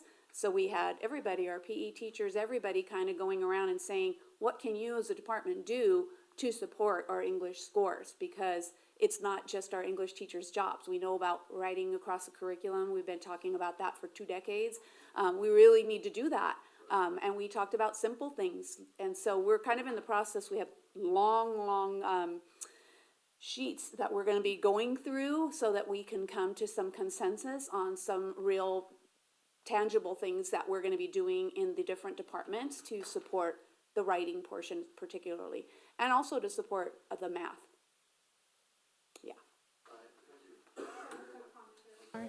I appreciate you mentioning the beginning of the quarter testing, because that gives you more actual data on today's students. This is kind of like last year's data. So understanding like, okay, this is what this kid needs today and what we can do to help him tomorrow is probably more appropriate. Again, I'm not an educator, but it just kind of makes sense. So I appreciate you doing that. I think that's extremely important. But with that said, what's holding it back? What do you need? What are the challenges to doing that? What are the challenges to doing that? The testing, because you said that's your goal, that's what you want to do. It sounds like there may be a challenge there somewhere. Change is hard. And I think moving change forward just takes time, I think. So making sure that we're listening to all of our voices and that we're hearing all the teachers that are actually in there doing the work, including our special education teachers who are also working with some of our neediest population. Educating people a little bit more around what common assessment looks like or what it can look like. It's taking some time. So when you ask like, what can we do? I think we're working on it. It's taking some time. I guess showing the value would be critical, right? Because if that's a valuable tool that will help your teachers and help your students, I don't know, I find it hard to believe that would be something that, everybody wouldn't want to get on board with that, right? So maybe showing some. Well, I'll speak to math just because I was part of that conversation, and where they were able to come up with those 4 common assessments, the hesitation was real. And the hesitation was stemmed by, we're on the cusp of a textbook adoption. Yeah. So there's a hesitation. Teachers put a lot of time in their planning. So, the fear of, I'm going to plan all of this and then I have a new textbook, and is that all for nothing? And being realistic, trying to determine, well, what is going to be the most productive, meaningful, realistic assessment that's going to help me in my day-to-day instruction. Because if I'm creating an assessment on a textbook from years ago, I'm getting a new one that's coming up, and then I'm supposed to try to teach a lesson from one week to the next, but the textbooks don't match because the chapters or the orders of, the different lessons presented are a little bit different. That was the pause. And so the last time that there was a common assessment that we discussed at the meeting was in 2019.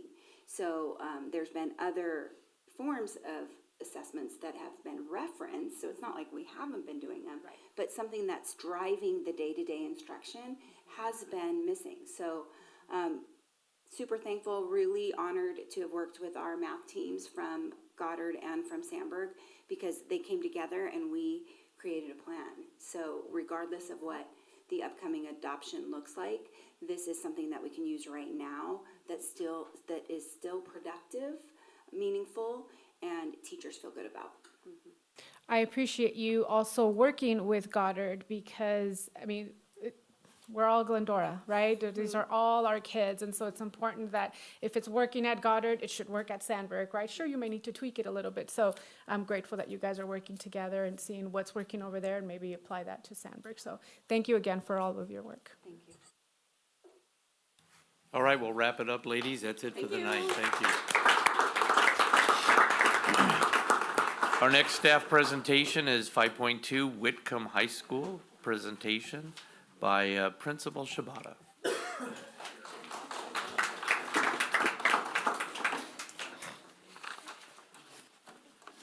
Good evening, everyone.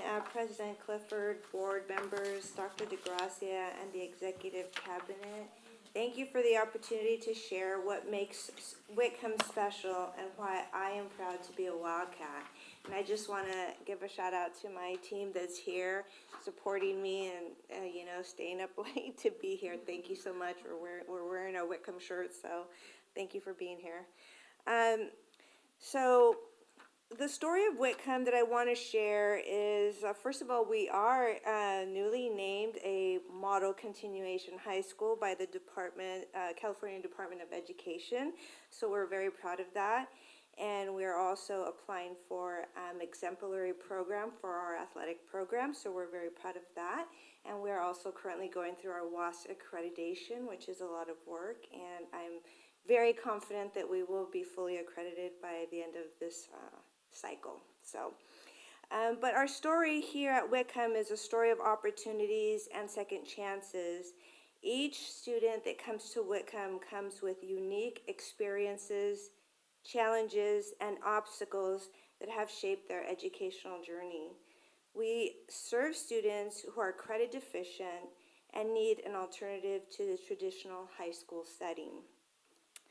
Our small class size fosters individual attention, creating a close-knit environment where students build meaningful connections with teachers and staff. We are guided by our motto, where students come first, and every decision we make prioritizes student success. Our data will reflect the challenges our students have faced, but at Whitcom, we focus on the future. Through credit recovery, personalized instruction, and flexible scheduling, we provide the support students need to get back on track toward graduation. We take pride in being a school that looks beyond the past and empowers students to embrace the possibilities ahead. So that's a picture of our leadership students on the first day of school.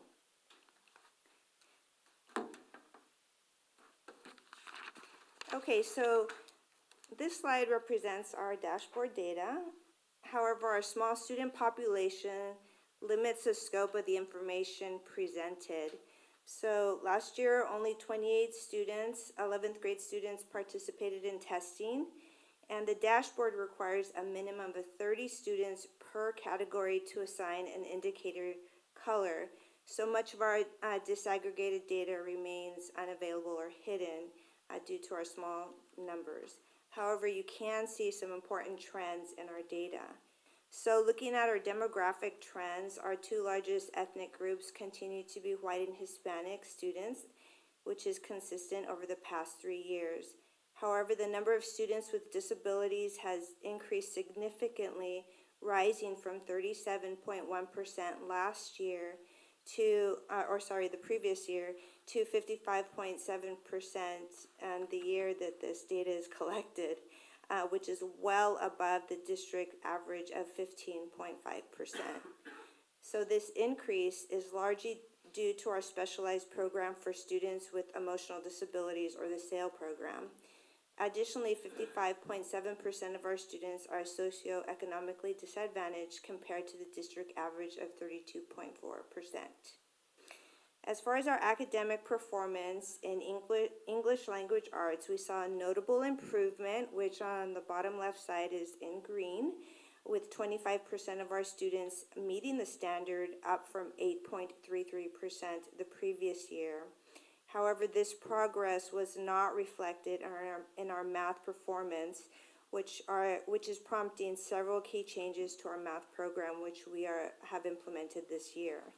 So the first thing that we have implemented is a school-wide AVID program. And it doesn't only affect our math, but it really just does affect all of our classes.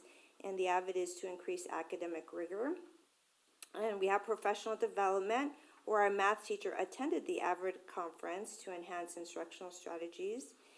And all of our students, except for those in the SAIL program, now receive instruction from our math teacher, where previously they were receiving math instruction from the special ed teacher. We also have partnered with UCLA's Curtis Center for Math and Teaching to explore additional supports and intervention strategies.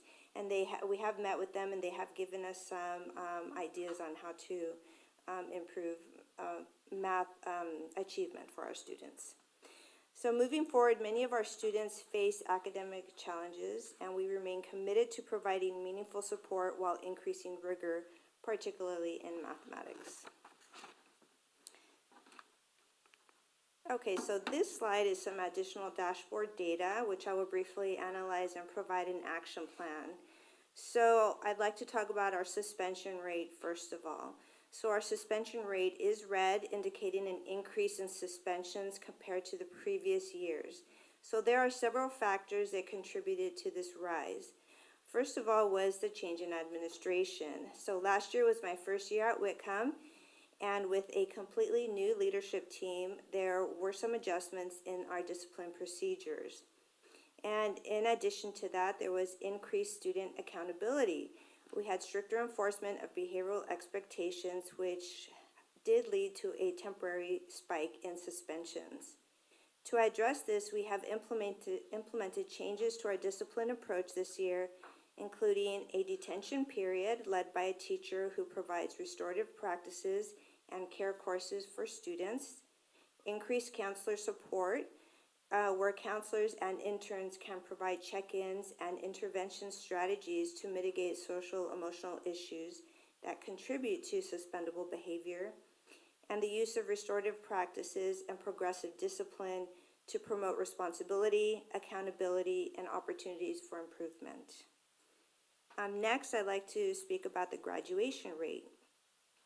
Our graduation rate saw a decline last year, which can be attributed to higher academic expectations.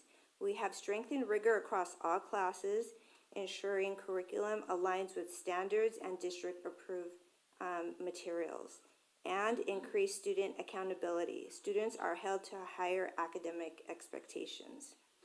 So to support student success, to increase our graduation rate, counselors are working closely with seniors to ensure that they are staying on track for graduation.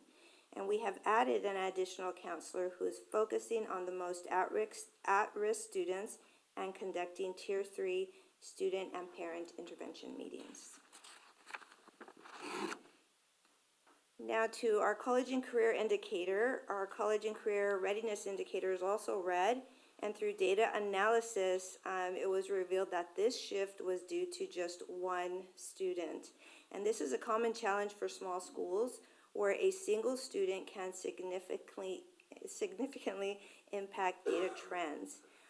However, to improve this indicator, we are supporting CTE pathway completions to enhance career readiness, supporting students in completing A through G requirements for college eligibility, preparing students for the CASP test to improve academic performance metrics, and using our additional counselor to analyze transcripts and identify opportunities for A through G eligibility. And moving forward, while our primary focus at Whitcom is to increase the graduation rate, we're also committed to helping students transition successfully into life after high school. Our counselors are actively discussing post-secondary goals with students and helping students create personalized plans for college, trade schools, or career pathways. With these interventions in place, we're confident that our data will reflect significant improvements next year. Okay, so our highlights. So as mentioned at the beginning of this presentation, Whitcom students face academic challenges for various reasons. However, we make it a priority to celebrate every success. So our key highlights include, first off, improvement in our English scores. So as I said just a little bit ago, we have seen a significant increase in the number of students reaching standard in English. Also, our CASP participation, we achieved 100% participation in English testing and 96% participation in math. We have increased in attendance over the last year, and I keep my own data so I know what's going on, but attendance has improved each month this year compared to the same month last year. And we have become an avid school designation. And like I said, it is to enhance student achievement in all academic areas. And some positive trends we're seeing is a decrease in suspensions, an increase in attendance, academic achievement, and the number of students on track to graduate. So all those areas that we are concerned about, we are seeing positive trends this year.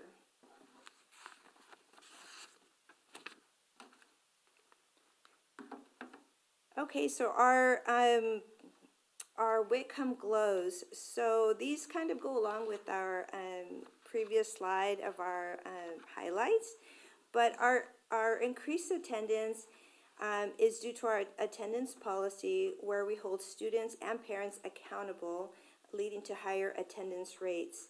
And students with good attendance are recognized and rewarded with special perks. In addition, we have enhanced classroom engagement by implementing a cell phone policy that has created a distraction-free learning environment, promoting focus and positive mental health. And I do want to add that I meet with students quarterly in a principal student advisory committee, and the students actually did say that the cell phone policy has helped them pay attention more in class. So we're happy about that.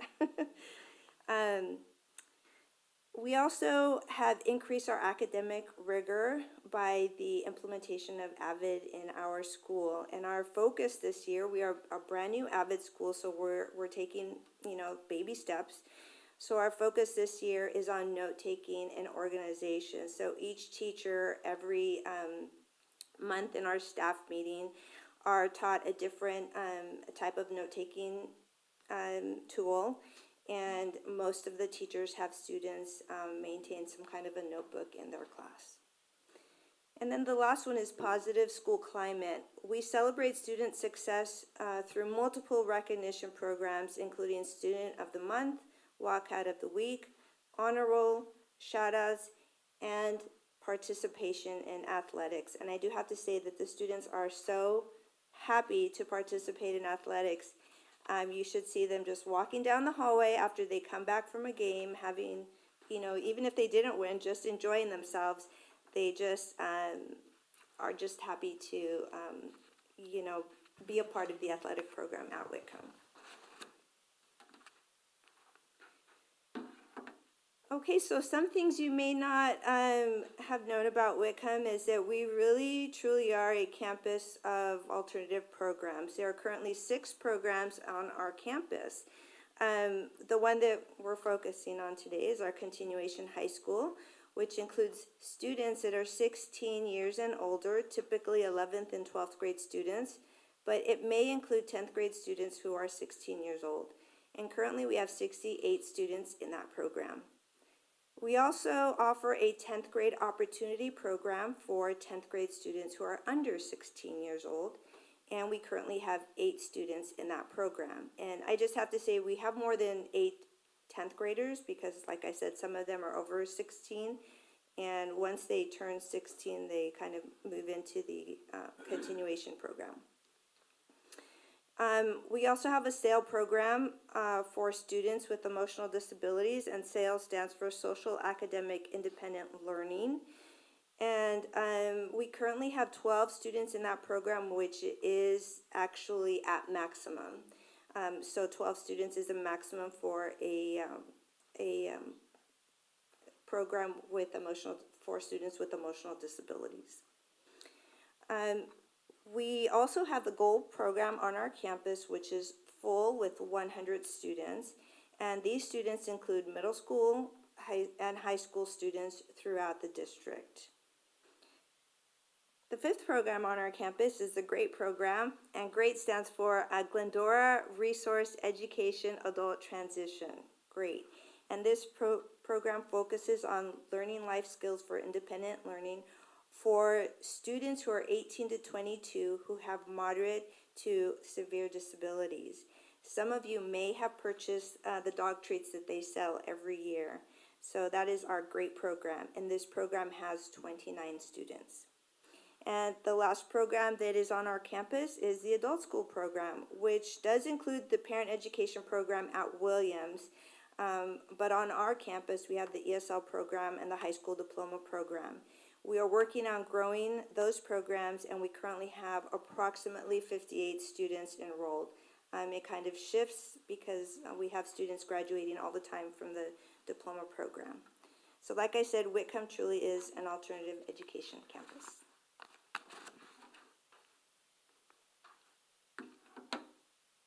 So at Whitcom, students have the opportunity to participate in leadership, journalism, and athletics, which are programs they may not have had access to before. In the leadership class, students engage with the community by volunteering at organizations like Shepherd's Pantry and at Rebel Castle. They also organize and participate in special campus events, helping to create a fun and welcoming school environment. The journalism class produces a monthly campus newsletter and the yearbook. Journalism students attend events to capture photos and document school activities, sharing these events in the newsletter. Our athletic program gives students a chance to compete in sports, develop sportsmanship, and foster school spirit. We are incredibly proud of our athletes who have demonstrated their good character in challenging situations.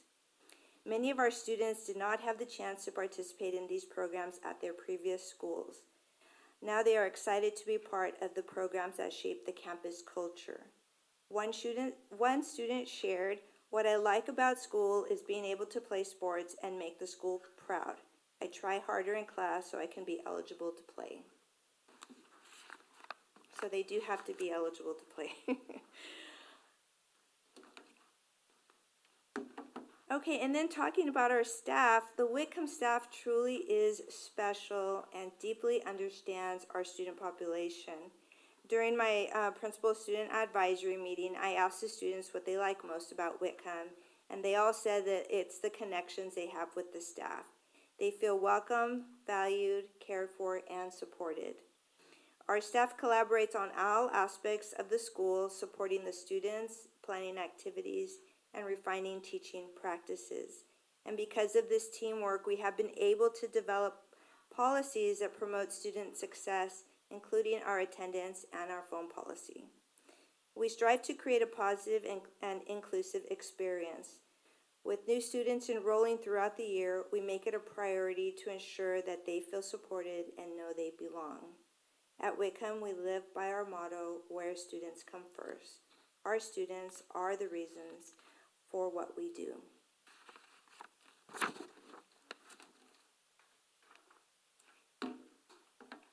And then to share a little bit about our parents and our community support and partnerships, Whitcom has a PTSA which is unique and special for a continuation high school. And this demonstrates the strong commitment that the community has to its students. In my experience, having visited many continuation high schools, I have rarely seen a PTSA in place there.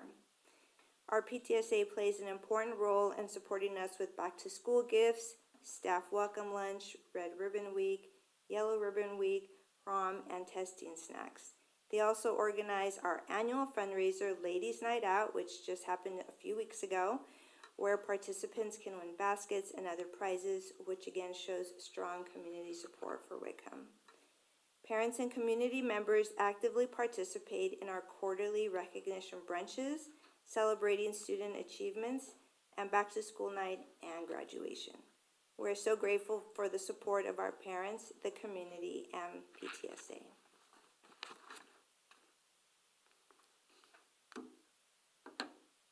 And on the future goals for Whitcom, we use the acronym RISE. We want our students to rise to overcome and rise to succeed. Our school-wide learning goals are based on that RISE acronym, which is a key part of our WASC accreditation this year. And the acronym stands for R, responsible citizens who respect themselves and others and care for their community.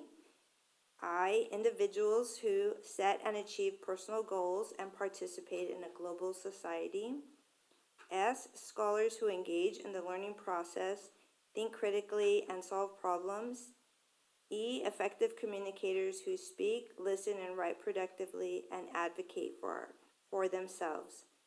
Our students are learning to rise every day, and we are confident that they will carry these values with them into a bright and successful future. So I just want to thank you for letting me share the story of the Whitcom Wildcats with you today. Thank you very much. That was great. I'll bring it back to the board for any comments or questions. Thank you, Ms. Shibata. A wonderful presentation, and congratulations on the new title you now hold. Very well deserved, and I'm so happy that the California Department of Education sees what I see when I walk onto campus, and the work that you're putting in, and your teachers, and all that commitment that is very evident at Whitcom. Thank you. I'll ask you the same question that I've asked our other principals. What can we, as your board, do to support you and your goals for your Whitcom students? Thank you. I think that it's would be very helpful if just understanding who our students are and what Whitcom is, and that we are different. We're an alternative high school to Glendora High School, and our students are unique with different needs, and we're not going to see the same kind of results in our test scores that you would see at GHS, but we are working to improve those metrics in our students. But they are still great students in their own ways. So just understanding that our students are different, unique, and we're at an alternative site. They're at an alternative site for a reason, and we are just supporting their individual growth.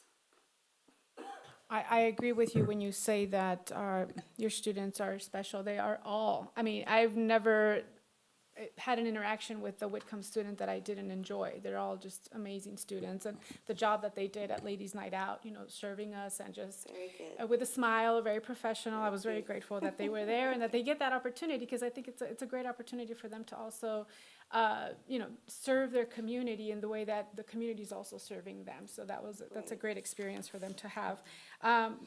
I really don't have much to say. I feel like I understand the story of Whitcom, and thank you for presenting that story. And I am excited for the new things that you have implemented. I was a little skeptical about that cell phone policy, and I cannot believe you pulled that off. Well, let me just tell you, the student said, even though we're not that good at it, it is really helping me pay more attention in class. There you go. So they're trying. Yeah, but, and it takes time. Those things take time. It does take time, and I think we'll get better with more time.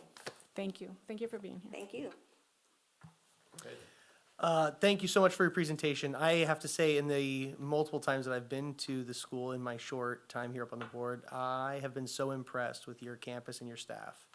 I really can't tell you how much it's impactful to somebody just walking onto campus for all the different things that we've gotten to do, that everybody really, really cares. And I think it really is transferring to the students in some meaningful ways. Some of the questions I had were, can you tell us a little bit about what makes you a model school? How did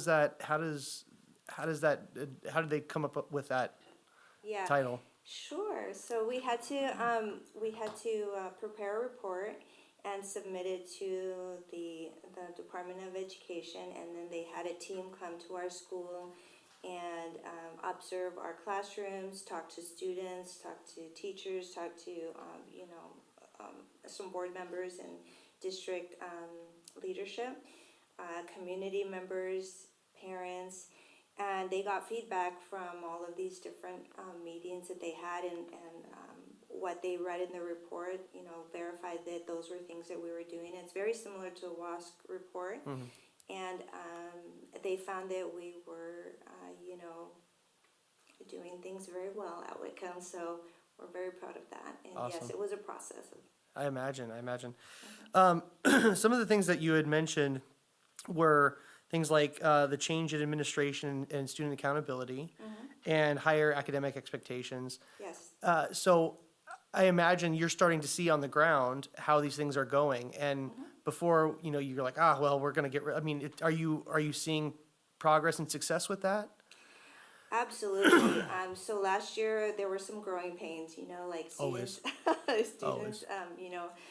were not quite used to me and how I lead the school. And so, they were looking for boundaries, and I had to put those boundaries in place. And so that created, a lot of, unfortunately, suspensions. But this year they know where the boundaries are for the most part, and they know where the line is, and children are, understand, and they have been doing very well this year. I mean, at the beginning of the year, and we see this, you know, when we get new students coming in, that they also test those boundaries. But, you know, we had a little bit of, you know, a rough start of the year, but things have calmed down, and I could say that I have gone very well since, you know, October. So I have seen a big improvement, and then with some of the interventions we implemented, even better, you know, with our detention period with the teacher who uses restorative practices and care courses and has the students, you know, make, agreements and contracts and things like that. And then our counselors who meet with them and try to, like I said, mitigate social emotional issues that can manifest in poor behavior. We have seen a big improvement in our behavior. That's awesome. It's good to hear that the students are doing their job to test the boundaries, and you guys are doing your job to keep them in place. So that's great. I'm a mom. Yeah, absolutely. One of the other questions I had was, you mentioned two programs, the SAIL and the GOAL program, that are full. Yes. Okay, so when I hear a program is full, we don't land on a magical number that happens to be our cap. Do you feel like do we need to expand those programs? Are there students that could benefit from those programs that aren't in them right now because they're full? So the SAIL program, because it's a specialized program, you know, special education for students with emotional disabilities, and we have one teacher and two aides, one aide and one behavior aide. I believe the cap is at 12 students, and beyond that, I think we have to add more staff. As far as I know, and that's not my area, that's more of the special ed department. As far as I know, there is interest, but I don't know if there's any kind of a wait list. Okay. But I do know for the GOAL program, we do have a small wait list that has started. Because throughout the year, students have different reasons why they cannot attend school in person, and they need an online option. And so we currently do have a small waiting list right now for students wanting to get into the GOAL program. Awesome. And to elaborate on the SAIL program is actually a SELPA program, so it's the regional. So some of those students are from outside districts. So when we, all of our GUSD students that are in need are placed. And then when we have extra spaces, we fill those with outside students. Got it. Okay, Yeah. cool. Thank you. Yeah. I appreciate it. Trying to think if there's anything else. Yeah, I just, the last thing I'll finish with is I wanted to comment on how well your staff are connecting to students, and I really wanted to shout that out. Especially, I know I spoke about getting to go to Mr. Love's return, but you know, I'll tell you, to see continuation students that had come back because your staff are so impactful in their lives was really remarkable, and I don't think that's something you see at a lot of continuation schools. I've had some experience with continuation schools, and you know, a lot of times it's a transactional relationship, right? You get in, you get your credits, and you're out. It's to meet that terminal goal of graduation or get the GED and move on. But to have students come back and just provide some of the support that they felt that they got from your staff is really impactful. So it's translating, and keep it up. Good job. Thank you. Thank you, absolutely. No, it sounds like everything's good, and with an increase in academic rigor, and you talked a lot about rigor, that should translate to the scores going up, right? Because the focus is on standards, right? Absolutely. Right. That is my goal. Right. Okay. So I mean it takes time, right? If it's something new, and you know, there was a push at one time to make the classes A through G approved. Is that still happening, or is it? Okay. We use the same curriculum that GHS uses, the same textbook, same curriculum. So our core classes are A through G approved. Some of our electives are not A through G approved, but we use the same, because we use the same curriculum, it is A through G approved. Okay. And we're still having good success with kids returning to GA. I mean, all kids are different, right? They're all going on different paths. So some want to stay, and their Whitcom fits them. So and it's great for them. And then we have a number of students still returning to GHS. Those who want to are able to matriculate back to. Okay. And last semester, we had 12 students out of, the 70 or so students that we had at that time eligible to return, and about half of them did return, and half of them wanted to stay at Whitcom. So we do have a large number of students that they do become eligible to return or transfer back. Right, we're good. No, I have no further questions. Things are going well. That's awesome. Thank you. Just briefly, so thank you for your presentation. I think you did a very, great highlights of Whitcom. One thing I noticed that you said, 'cause I was concerned about, new administration, but you said with this year, you saw a decrease in suspension, increase in attendance and achievement, and hopefully graduation is gonna be increasing as well. Yes. And so. We are seeing that trend, like, we're not there yet, but we see the students more caught up on credits this year at this time Than the previous year. Okay, so that's great to see. And I think the boundaries that you're setting are good. I've met your staff and they're all very welcoming, so I can see why there's a positive increase. So just, keep up the good work. It takes time, and I think we'll see some great things from Whitcom. And that's why it was newly a model school for us, so love it. Thank you. Thank you, Principal Shabata. My opinion is the only thing that is more special than a Whitcom student is a Whitcom teacher. And Absolutely. when I go down there, I'm just impressed with the relationship with students. It seems a little bit different, and it's just a great place to visit. One of the things that I thought was a little alarming to me, and I need to understand better, and again, I will do most of it offline, but it looks like when I was doing simple math, and you have 88 enrolled students, and about half of those are in one subgroup, and then you have another major subgroup. But I heard you say, but you only have testing on your major subgroup, and I heard you say something, I thought that the other subgroup had to have a minimum of 30 people that take the test, or you don't keep the data. And so It doesn't get disaggregated, so as a group, we could see trends, but you won't see it disaggregated into subgroups because we're so small. But if the math is right, one of your subgroups is about 44, if that's right, and the other subgroup is about 32, and then there's some other small subgroups. But so you're telling me that we can't get the 32 people from the other subgroup to take the test to?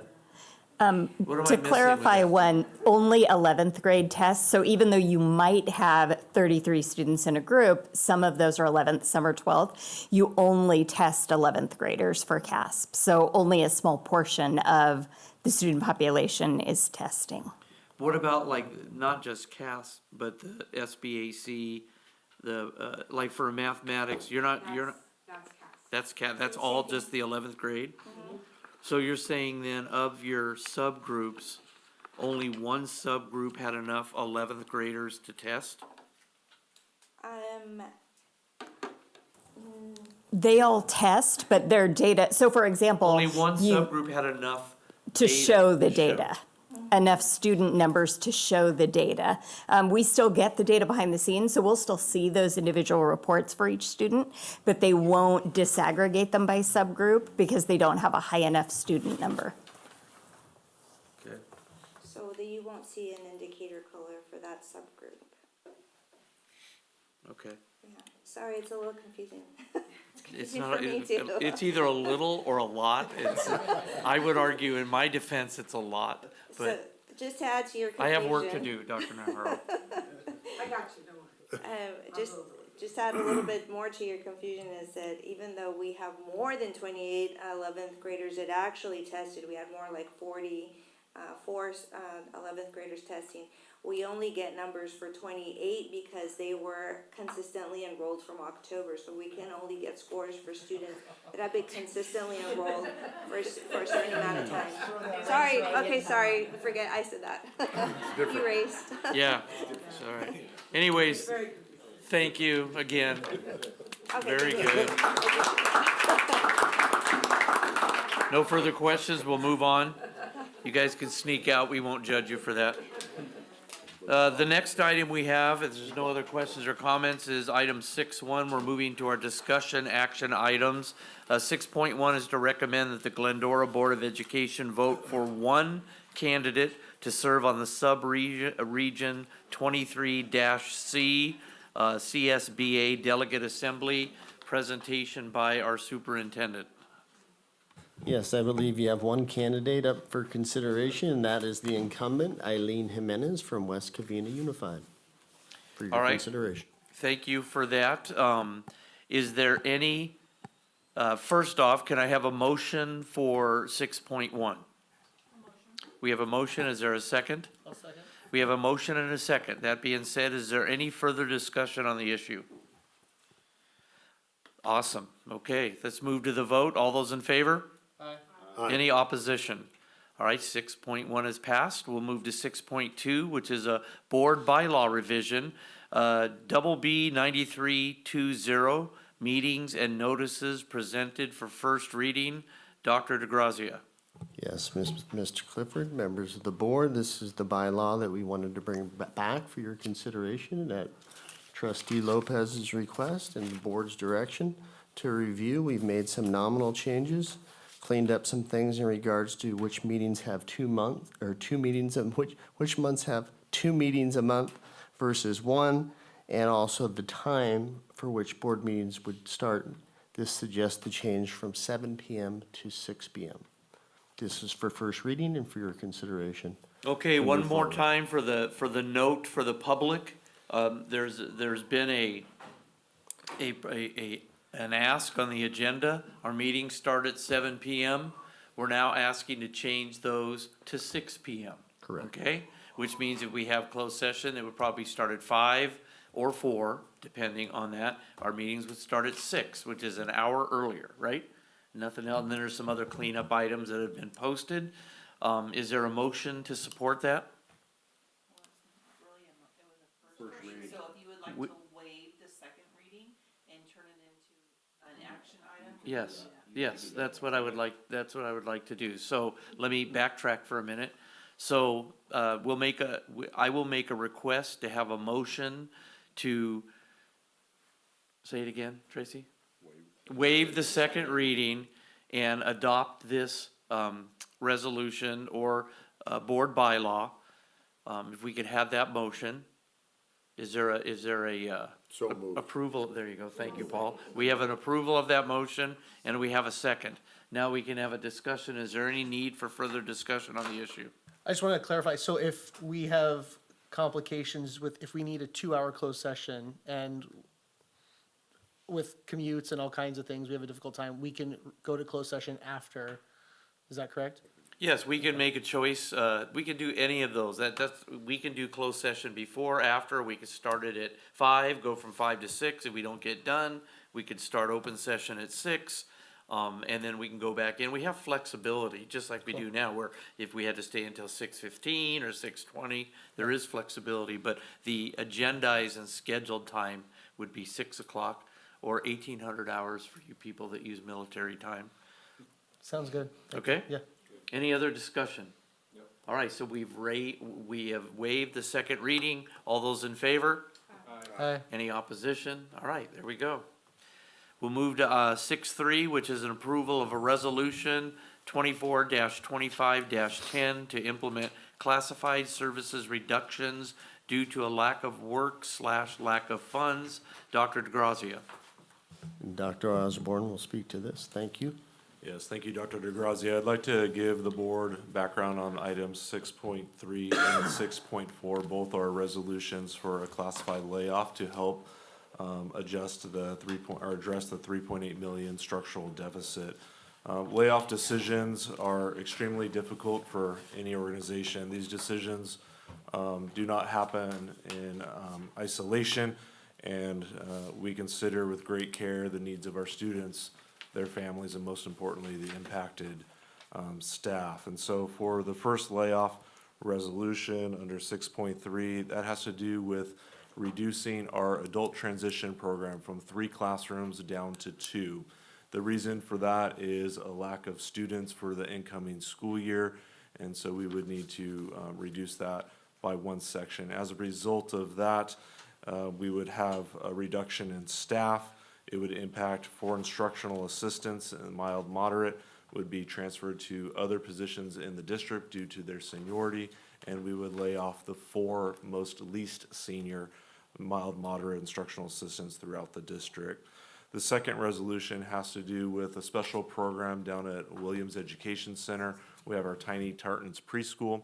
One class in the Tiny Tartans Preschool is our toddler classroom. Due to the state regulations of the student and staff ratio, the program is currently in deficit spending. This resolution impacts a total of 6 employees. 2 lead toddler teachers and 4 assistant toddler teachers would be subject to layoff. Although these decisions are incredibly challenging, they are needed to help address the fiscal health of our organization. We will work closely with CSCA, our local union, many of who are here in support of their members, to manage and negotiate the effects of these decisions. I recently met with every single impacted employee over the course of the last 2 workdays, and we deeply care for our employees, and we know the impact that these decisions have, and we'll do everything we can to minimize those impacts to our staff. Thank you. Thank you. I just want to note for the audience that we had a presentation, I think, for both 6.3 and 6.4, which is 24-25-10 and 24-25-11. We'll take separate votes, but the presentation was the same. So for item 6.3, may I have a motion? There's a motion. Is there a second? Second. Do we have a motion and a second? Okay, any discussion on those issues? I would just like to say thank you very much for your presentation, and thank you to the people in the audience that stayed here and the outreach, and your understanding for what we're doing. It's always with a heavy heart that you have to make these changes, but we've been guaranteed that our executive cabinet and staff will be working together, and so we appreciate your support in that endeavor. So for 6.3, which is 24-25-10, all those in favor? Aye. Any opposition? Thank you very much. We'll move to 6.4. We've already had the presentation. May I have a motion for approval? Make a motion. We have a motion. Is there a second? Second. A motion and a second. Any further discussion? All those in favor? Aye. Is there any opposition? 6.4 passes. Thank you very much, and thank you for staying and listening to that. 6.5 is an approval of a resolution 24-25-12, a pre-qualification procedure for the selection of a contractor to complete the GHS pool renovation project and the delegation of authority for conducting the pre-qual process for the project as presented. Dr. DeGrazia. Yes, Ms. Walzak will be speaking to that one. Thank you. Thank you. Excuse me. President Clifford, members of the board, superintendent, and members of the public, tonight we present Resolution 24-25-12, which establishes a pre-qualification procedure for the selection of a contractor to complete the Glendora High School pool project. This resolution also delegates the authority to the superintendent or his designee to oversee the pre-qualification process. As background, Public Contract Code Section 20111.5 allows school districts to require potential bidders for public works projects to complete a standardized pre-qualification questionnaires and financial statement. Additionally, Public Contract Code Section 20111.6 mandates pre-qualification for projects that involve expenditures of $1 million or more when state general funds or certain state facility funds are being used, which we are using for these projects.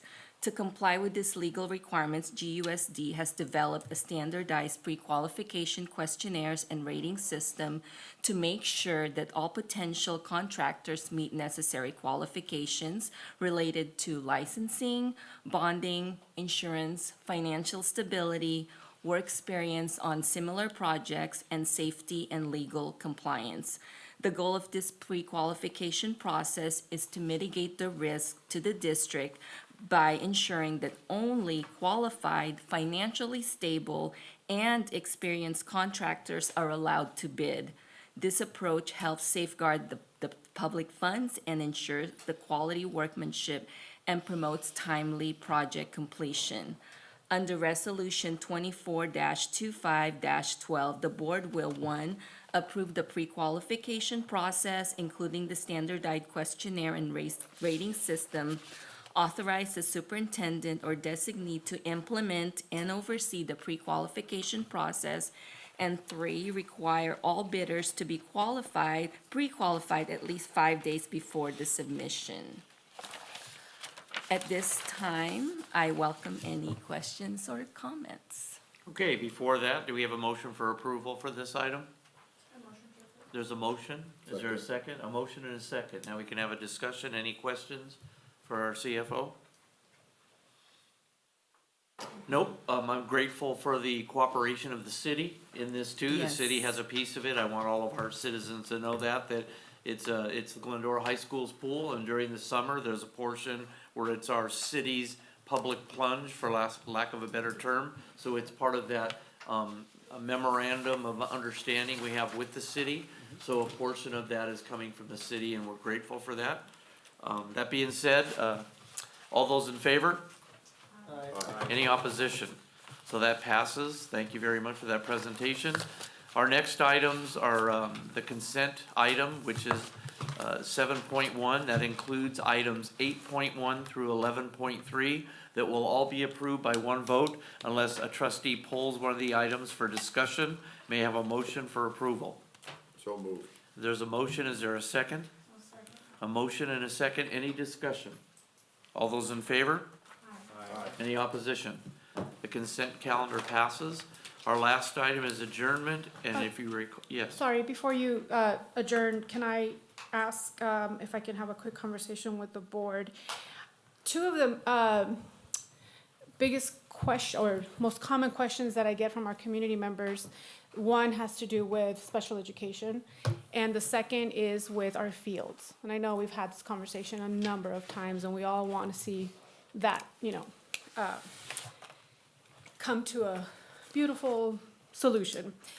What I would like to know is if the board will support me in directing the staff to bring forth some type of report that'll help us establish what type of work the current field needs to just be a safe place for our athletes. In the last couple of weeks, I've been pulled over by several parents. And we heard a student during the teen summit asking the same about the fields and claiming that, kids are twisting their ankles because there are divots in the grass and all this good stuff. Now, I know we're not getting a new field. We don't have the money for that. But some of the feedback that I've received is like, hey, you're spending $7 million on a pool and we have holes in our grass at the field. So because I want to make sure that our community is well informed, I would like to see some type of report that says exactly what can make this field a safe place, what kind of money do we need to be able to put that in order. Dominic, I don't know what that looks like, but if I can have some support from our board members. I think we could do that with an update as a presentation as far as the special education question. That may involve more of a special session because Right. more time may be needed. Right, you and I Yeah. had already Yeah. discussed this Yeah. with you, and I know you were working on what would be the best forum to do Yeah. that, but as far as the field, that's a new ask, and again, because this week I really have been approached by several parents regarding the field, and I feel, in order for the community to be well-informed as far as what those needs are, a presentation would be the best. Yeah, in conjunction with business services and the maintenance and operations department and Anthony Parada, I think we could pull something together for sure. Okay, At a future board meeting, soon, soon. like in the month of March.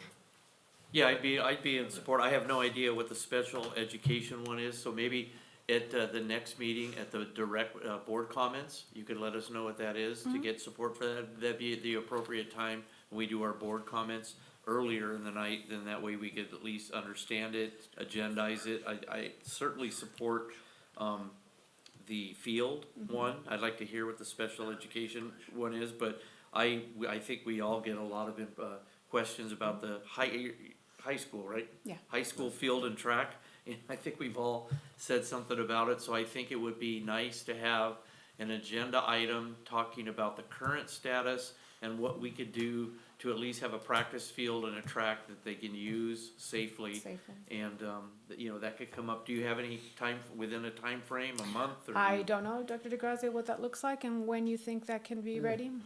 We'll coordinate with the different departments, but yeah, whether it's within the month of March or just after, I think it's, an update is certainly doable. But I'll support, I would support a second to have that discussion Yeah. within 30 or 40 days, 45 days to have that on there. And then if you could illuminate us at the next meeting, at the director's comments about the special education, we could agendize that too. Sounds good. All right, any other comments? Okay, we are adjourning this meeting tonight in memory of our friend Gordon Norman. And we are adjourning at 9:36. Good evening.